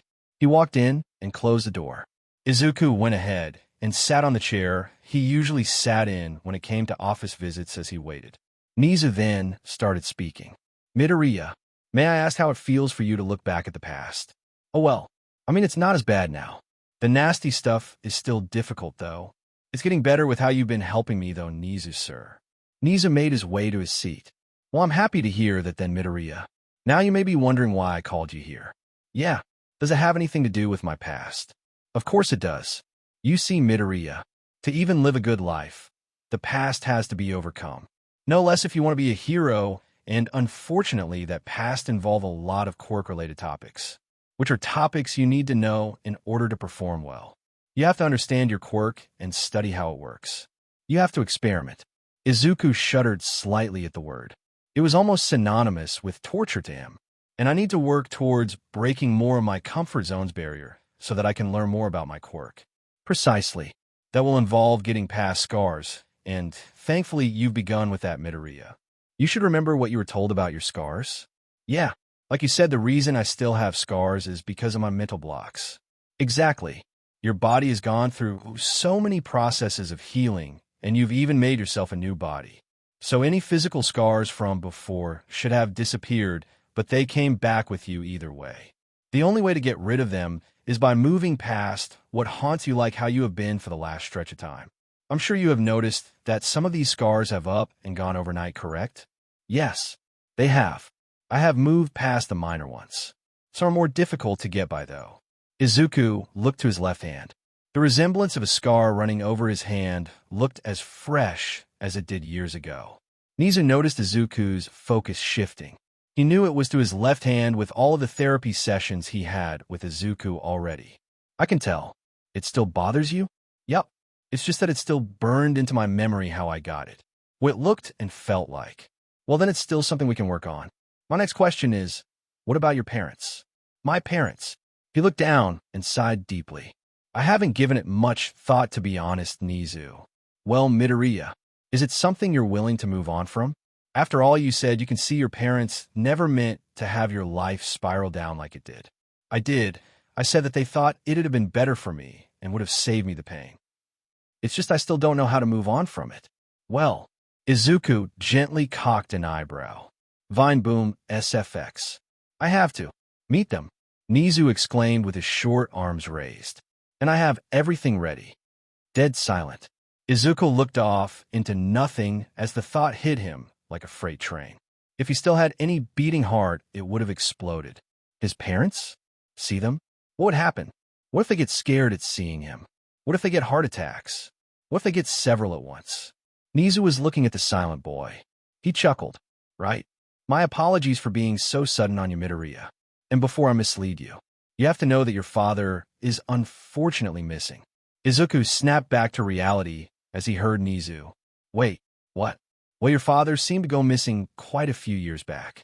Unfortunately, I haven't been able to find out why yet. Izuku was silent. He looked down at the ground. Well, at least Mom is still alive. Nizu's expression softened. Well, Midoriya, I will have to tell you that you are one of the strongest I've ever met, considering how controlled your reaction still is. Izuku looked up. He smiled gently at Nizu. Well, thanks, Nizu. You're welcome, Midoriya. I've scheduled for the end of the week. I'll let you know that your thoughts were correct. They did not abandon you. That's nice. Wait, really? Exclaimed Nijire. Izuku had told her about what Nizu told him. She was flabbergasted as they sat on the couch. Yeah, end of the week. I'm going to see her. Wow, I can't wait to meet her then. I wonder what she'll think of Eri. Izuku looked to the side. It never came to him what his mom would think of Eri. I never thought of that. Speaking of which, where is she? Oh, she went with Mirio and Amajiki. They want to get her some candy. Oh, so that's why they aren't here. Yup. So how's it been going with your classes? Well, I've been able to get up to standard with first-year education, and I started with combat training a while ago. How about you, Nijire? Oh, it's been going mostly fine. She pouted and sighed, although the work studies have been making me become a morning person. Ah, yes. Your greatest weakness. The morning dew. Nijire's pout went away, and she laughed. Hey, that's mean. Oh, sorry then. So, anything interesting happened lately in the work studies? No, not really. Although I did come across this guy in a bat suit the one time. Huh? Tell me more. Okay, so basically we went to the Gotham district of Ryukyu City. Are you ready, Midoriya? Asked Aizawa. I think so. Midoriya, it'll be fine. Just make sure not to mumble her back home. I stopped that a while ago, Aizawa. Said Izuku. Well, good. Also, me and Nizu thought it would be best if we just let Midnight show her in and then have you two alone in here. You alright with that? Yeah, I'll be fine. Good. He patted Izuku in the shoulder and then left the room. Izuku waited for a minute. He then heard footsteps and talking. He recognized both. The upbeat voice of Aunt Namuri and another one. It was gentle. Before he knew it, the door to the room was opened and a lone woman walked in while the door was closed. The woman stopped in her tracks as soon as she saw Izuku. Inko was miserable. For 10 years and nearly 11, she had to carry the guilt of a truck all by herself. Izuku was her baby boy, and yet she just gave him away. Not only that, but she lost her husband a year later. One day he was there, and the next day he wasn't. She found refuge with the Bakugos, but not a day went by without her feeling the unbearable weight around her throat and shoulders. The same weight that made the bed a prison for her body whenever she woke up. The same weight that felt like a gaze of betrayal that could burn itself into your memory for your whole life. So when she heard that Izuku was alive, something seemed to click. The weight was gone, and her body felt light as a feather. The only exception was that morning. She wasn't sure what to expect, and to be honest, picturing Izuku was difficult. Her unrealistic expectation was a small boy, still only going up to her waist, and bearing eyes that would burn into the memory of whoever saw them in the sun when they glistened. Her realistic expectation was a teen, with maybe a thin build and nearly as tall as her looking at her disgusted. She got neither. Standing before Inko Midoriya was her son, well built and taller than her by a long shot. He carried scars wherever skin was shown, and then his eyes. Looking at her were not the eyes of betrayal or disgust.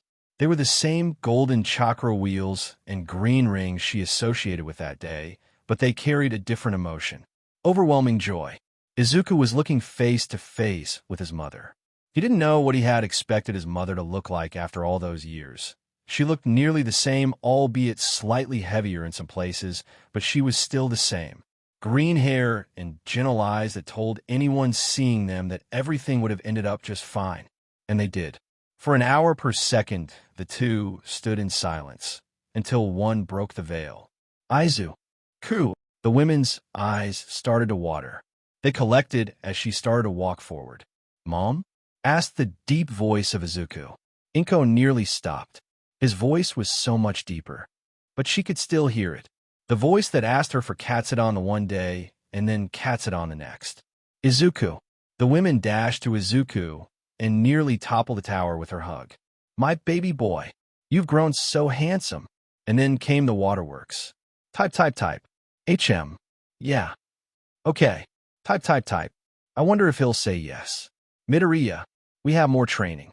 Shouted the voice of Aizawa through the main room of the dorm. Huh? Midoriya, who had been typing on his phone, looked up to see Aizawa.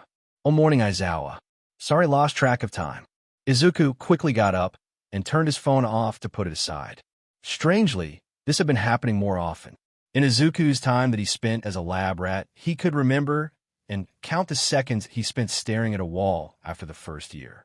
It usually helped him know what time he had to brace for before all the torturous hours. Now, with how things were going, he had to actually focus to get the time from his head. He guessed it had to do with how things were keeping him busy, especially as of late.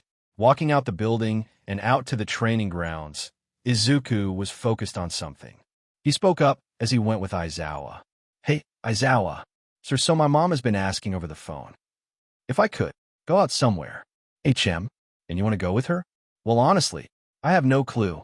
I wouldn't mind it if you went, but Nizu has to decide since he is in charge of your stay here, and therefore whether or not you can go out. Oh, can I go ask him? After we're finished, then yes. Izuku, you may go. Oh, great. Thank you, Aizawa. No problem. Now give me 10 laps of jog, another 10 of sprinting, then another 10 of jogging. All right, sir. Izuku then got to the track and started jogging. As he pumped his freakishly long and muscular legs, he started to think. Since the activity barely distracted him, he could at least keep up with the time and record how long each lap took. Since each lap was 400 meters, and he finished his first lap with his calm jogging pace in 36 seconds, meaning that he had done 40 kilometers an hour. Now all he had to do was see how fast his sprint was. This was the 4th track run he's done in total, and each time was somewhat faster. Knock, knock, knock. Come in. When the ever-positive voice of Nizu. The door opened for Nizu to see Izuku walk through. Oh, good morning, Nizu. I just wanted to come and ask you something. Yes. Please come in. I wouldn't mind seeing 2 friendly faces today. Thank you, Nizu. Izuku came in and sat down on a chair. So what did you need, Izuku? Asked Nizu as he got one of his signature from Nowhere TM teacups out for Izuku. Izuku gratefully took the cup and spoke. Well, Nizu, you know how I've been talking with my mom now after seeing her again. You know, over the phone? Well, she wanted me to come to the mall with her. Nizu's small circular ears perked up. Oh, really? Honestly, I was actually planning on sending you on a trip, but I see this may be a better opportunity. Wait, so it's a yes? Well, yes, but actually. No, it's a yes. It's just that I have to make some arrangements for it. I will need you to be supervised for your safety. And I have a student that could go as a form of training. I'm sure she'll be happy to go, though. Wait, happy to? And it's a girl who'd be happy to go. If a student were to go with for their training, that means they either lack in or want to specialize in escorting. Well, let's see. Well, that would make sense. You mean Nijire is coming with? Nizu's smile went just a little wider. Good thinking, Izuku. Yes, Miss Hato will be accompanying you on your outing. May I ask which mall your mother was referring to? Izuku checked his pockets and then took out his phone, going to the messages between him and his mother. Here he slid the phone to Nizu. It was open to Inko's message. She said something about the Mizutafu shopping district. Ah, yes. Quite a popular center here in Mizutafu. Very well. I get permission to go there and anywhere within central Mizutafu. Izuku nodded and smiled. Thank you, Nizu. My mother said she wouldn't mind fetching me tomorrow for the trip. As long as you're safe, Izuku. Now you may go. I have a meeting with another friendly face today. Oh, all right. Well, enjoy your day, then, Nizu. Izuku got up and pushed his chair in. Thank you, Izuku. Enjoy yours as well.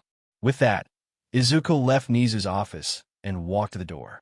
He opened it and came to see another man right outside. The man was startled at first, but quickly readjusted. Oh, hello there. The man moved to the side to let Izuku out. Izuku nodded and exited the office. Well, thank you, sir. Without much else, said Izuku walked off while the man entered Nizu's office. Izuku thought that the man stood out quite a lot. Nearly as tall as him with wild blonde hair, not even mentioning the eyes.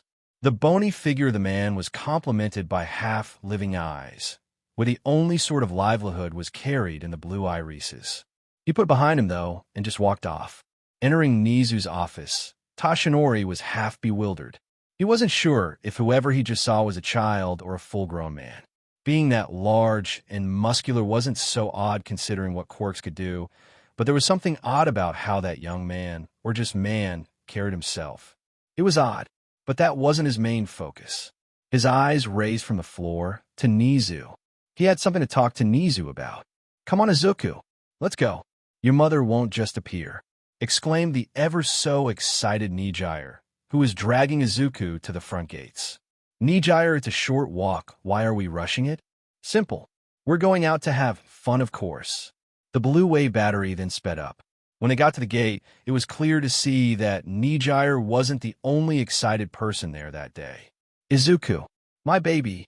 Within the fraction of seconds fraction, both the second year and upcoming student were almost tackled by an adult woman, and her tears.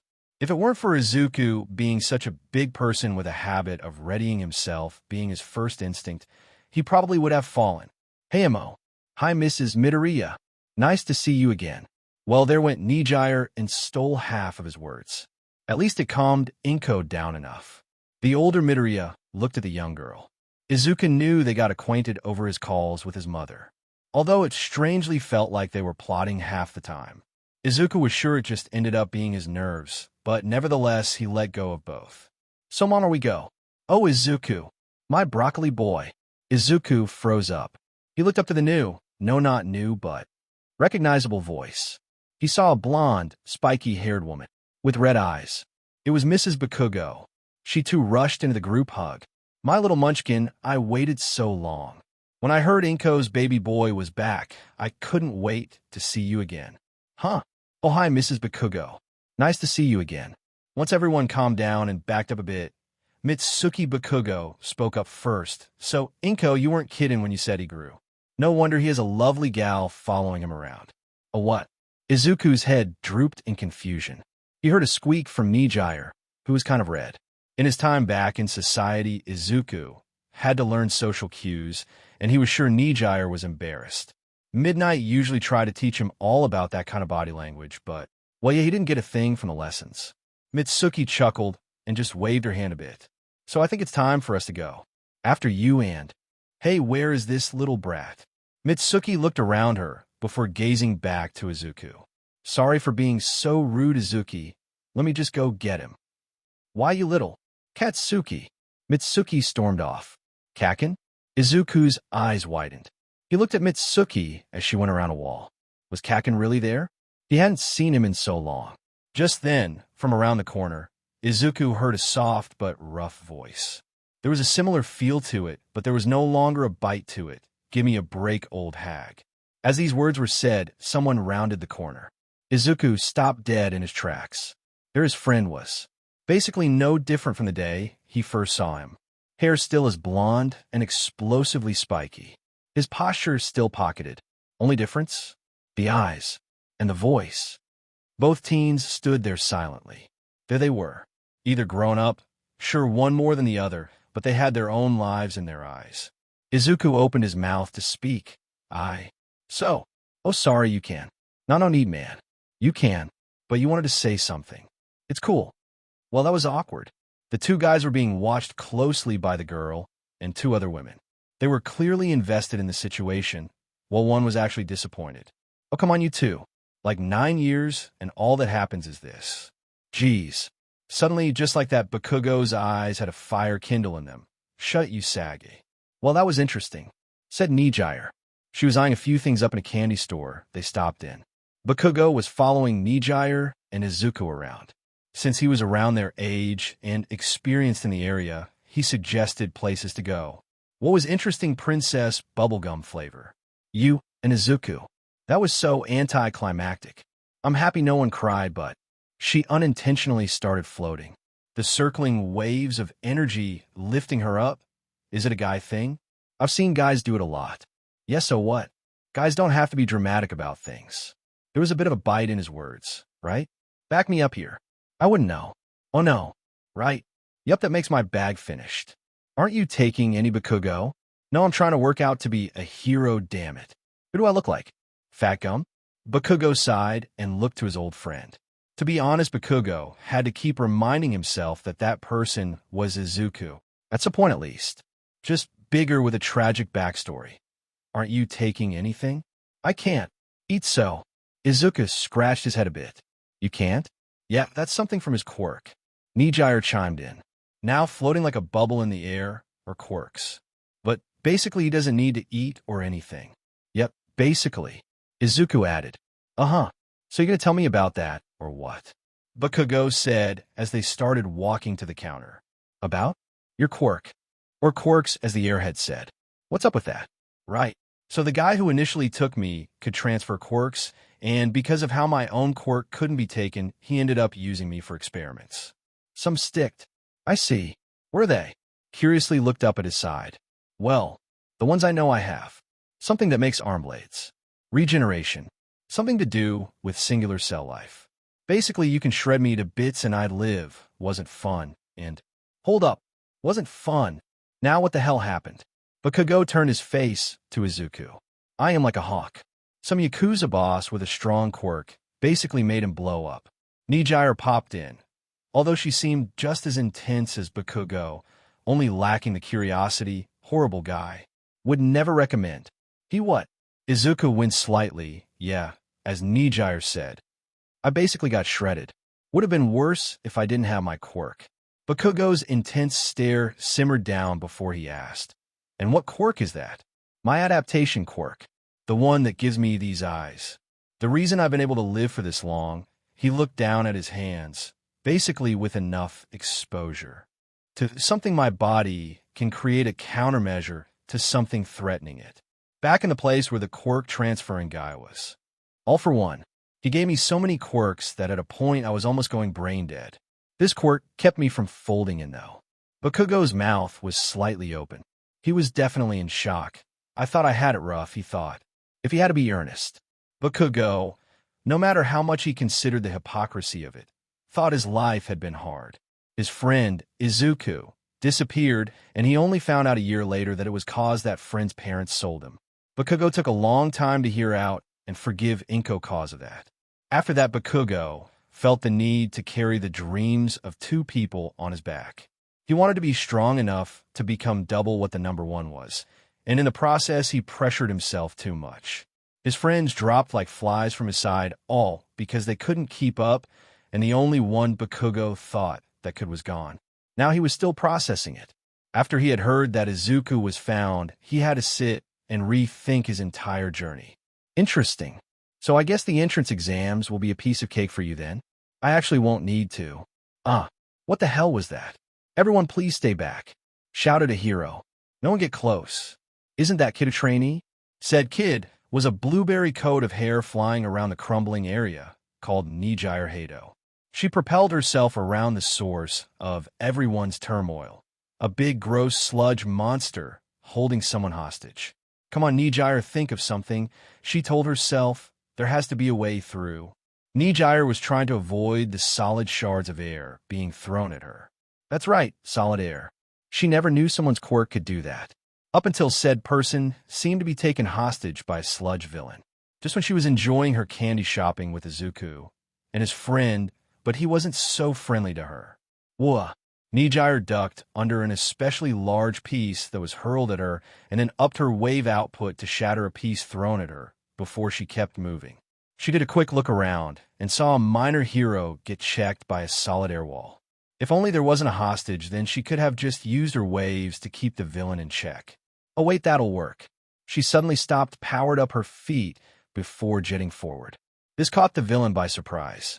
Nijire used that to her advantage and thrust her palm forward towards the living bunch of sewage waste. While she couldn't hit the civilians stuck in the sludge, she could definitely get the sludge around them. Nijire's palm lit up a bright yellow before waves spiraled from her hands and blasted most of the sludge villain away into a wall. She then grabbed the engrossed civilian who she could now see was a teen, probably the same age as Izuku's friend.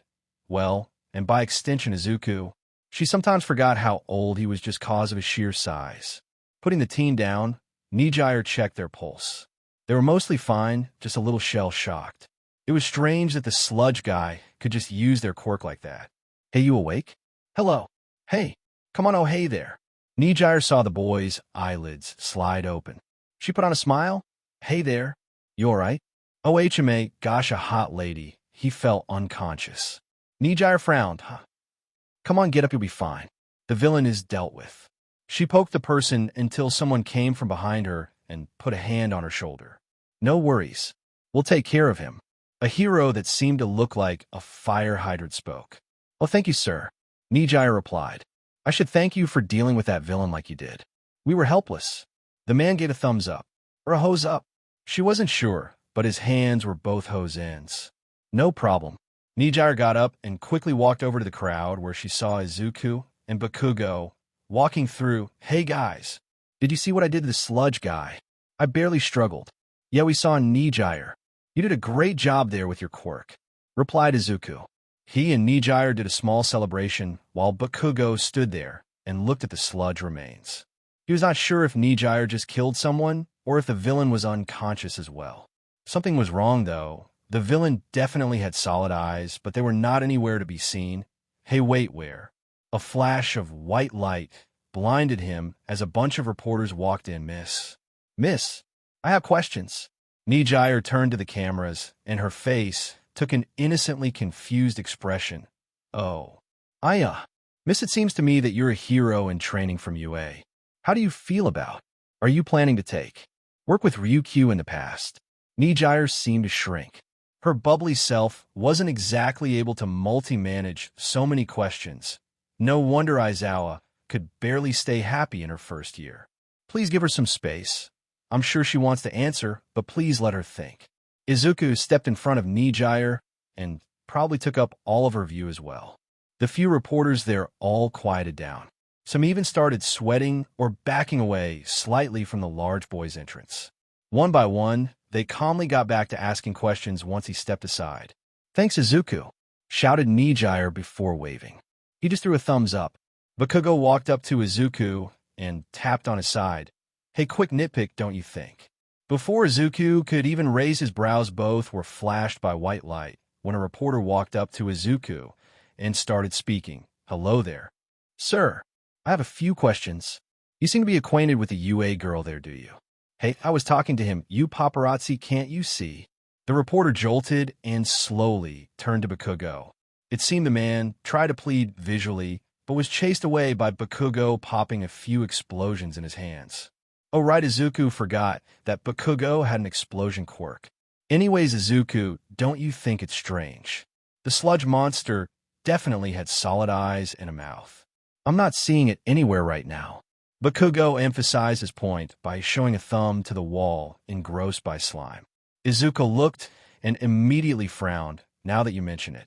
I'll make sure to tell Nijire and the police. I'll get the police, you get your blueberry milkshake. My what? Izuku stared confused for a few seconds before walking to Nijire. He walked from behind and whispered into her ear. Nijire, Kaken thinks the villain might have gotten away. Nijire looked back to Izuku and whispered back, you sure? Izuku nodded and Nijire sighed before putting the serious pout she sometimes had back on. They walked to the wall and looked around on the bricks and ground. Izuku, are you sure he isn't unconscious or something? Izuku shook his head. No, Kaken brought up a valid point. His eyes and mouth looked totally solid, not made of slime at all. Something tells me he just left the rest of this here to run away. Nijire's eyes widened a bit as she started floating. You're right. Or at least Bakugo is, but still. We gotta find him fast. I got the feds. Bakugo showed up and more police officers joined the group, cleaning the slime, while double that amount walked around while searching. Izuku nodded and looked around.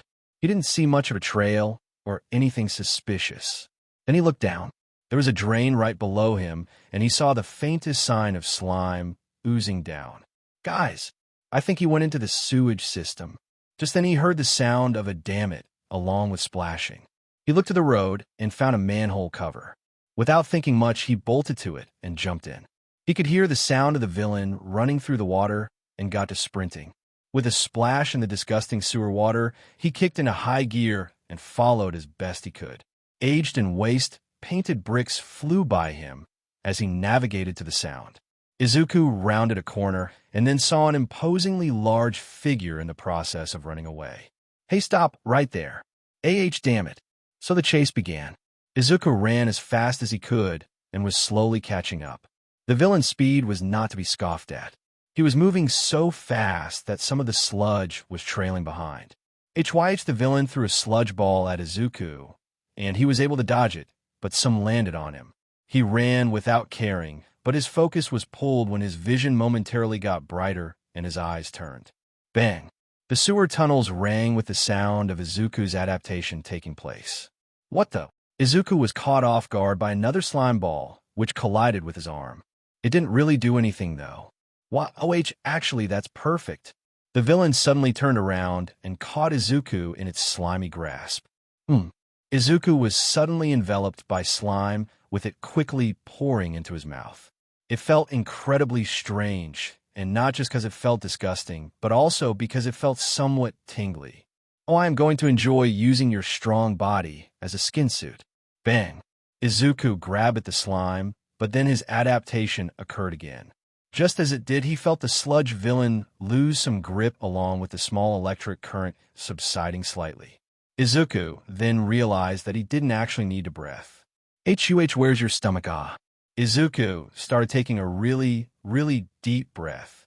In the process, he sucked in the sludge villain and woolly, minus the eyes and mouth flailing outside his own mouth. He held the sludge villain in place as he looked up and found another manhole cover and aimed up. His body felt so stretched. He was sure that if it was all air, he'd have floated up like a balloon. Whoa, hey. Clang. Just like that, Izuku blew the sludge villain out of his mouth and the sewage system into what he hoped wasn't a suburban area. Bleg. So disgusting. Izuku wiped his mouth and coughed out a bunch of immobile sludge. Bang. Seriously, what am I adapting to? Izuku quickly looked up and climbed out of the sewage tunnel. He breathed in relief as he saw that it was only under a small bridge, and this time the sludge villain's eyes and mouth were laying there unmoving. Hopefully not dead. He ran to the eyes and mouth to see if there was some sign of life, which there probably was. The eyes were twitching and the somehow vocal mouth groaning. "Wow, Izuku. Nice job." Izuku jolted when he heard Nijire from behind him. "Oh, hey, Nijire. Thanks. Seriously, though, I saw you from the end of the tunnel there. You went up like a balloon. When could you do that? It looks so funny, but also so cool." "Yeah, kinda." Now, it was Nijire's turn to jolt when Bakugo spoke from behind. "Your shirt got ripped, though. But that was freaky, though. I swear if you do something like snorting in my explosions." Anyways, Nijire twirled in the air a bit, and then pointed to a container she was holding.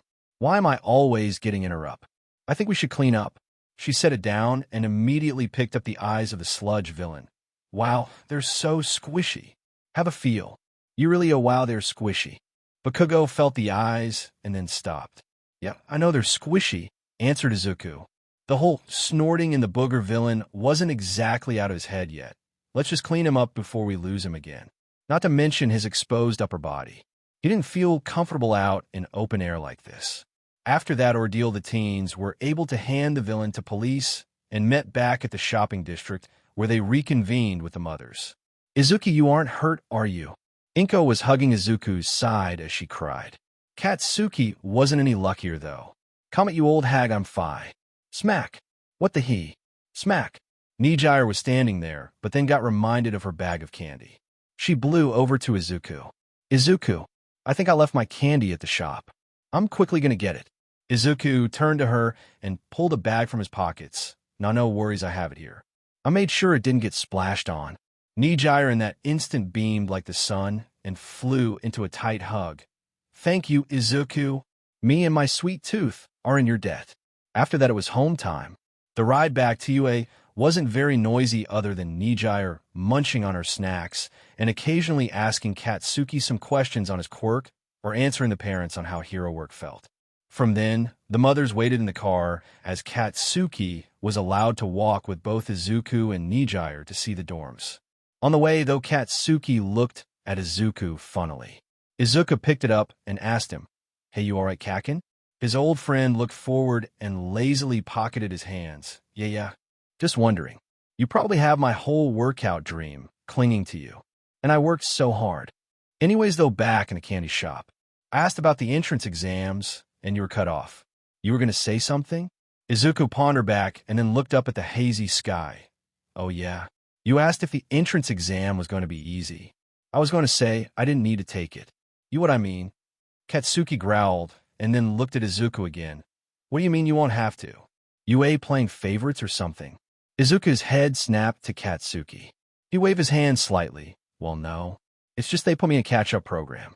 My education has to be caught up, and in the process, I'm getting trained as well. So, it's like a way to work me into an acceptation standard rather than needing to being tested on the standard. Okay. Makes sense, I guess. Katsuki huffed and looked at the ground. Is there something wrong with Izuku doing the program? Nijire chimed in. Her tone was semi-normal, but Izuku couldn't help but think about the slight tonal change. What are you getting defensive about, you blue bus curtain? I was just wondering, okay. Izuku looked between them. He didn't pick up any defensiveness. He thought at least. It'd make him think about it, though. Was his friend disappointed in him not taking part? After all, they did promise to challenge each other when they were young.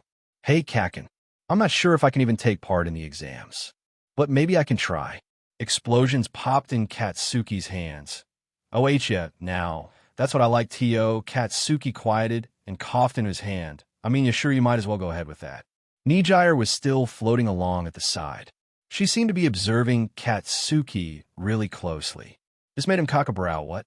Are you bipolar, Bakugo? Wait, does your quirk make your mood explosive? Shut up about my quirk bubblegum flavor.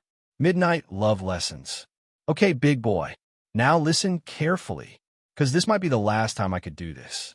Currently, 2 weeks after the Sludge villain attack, Izuku was receiving what he hoped was his last teenager aid lesson. These lessons were held in a dorm's common room, a courtesy of Namuri, and while Izuku always appreciated help, he wasn't a big fan of these lessons, mostly cause he never got any of it. All right, Izuku, now, let's go from the top. She pointed an extra long ruler at a whiteboard she set up. So we've gone over hanging out with buddies and peer pressure, puberty, and your hormones that you hopefully still have. Now for this last lesson, it'll be. She proceeded to point to the side where Mirio happily began doing a drum roll. Romance. All right, thank you for the immaculate drum roll, Mirio dear. No problem, ma'am.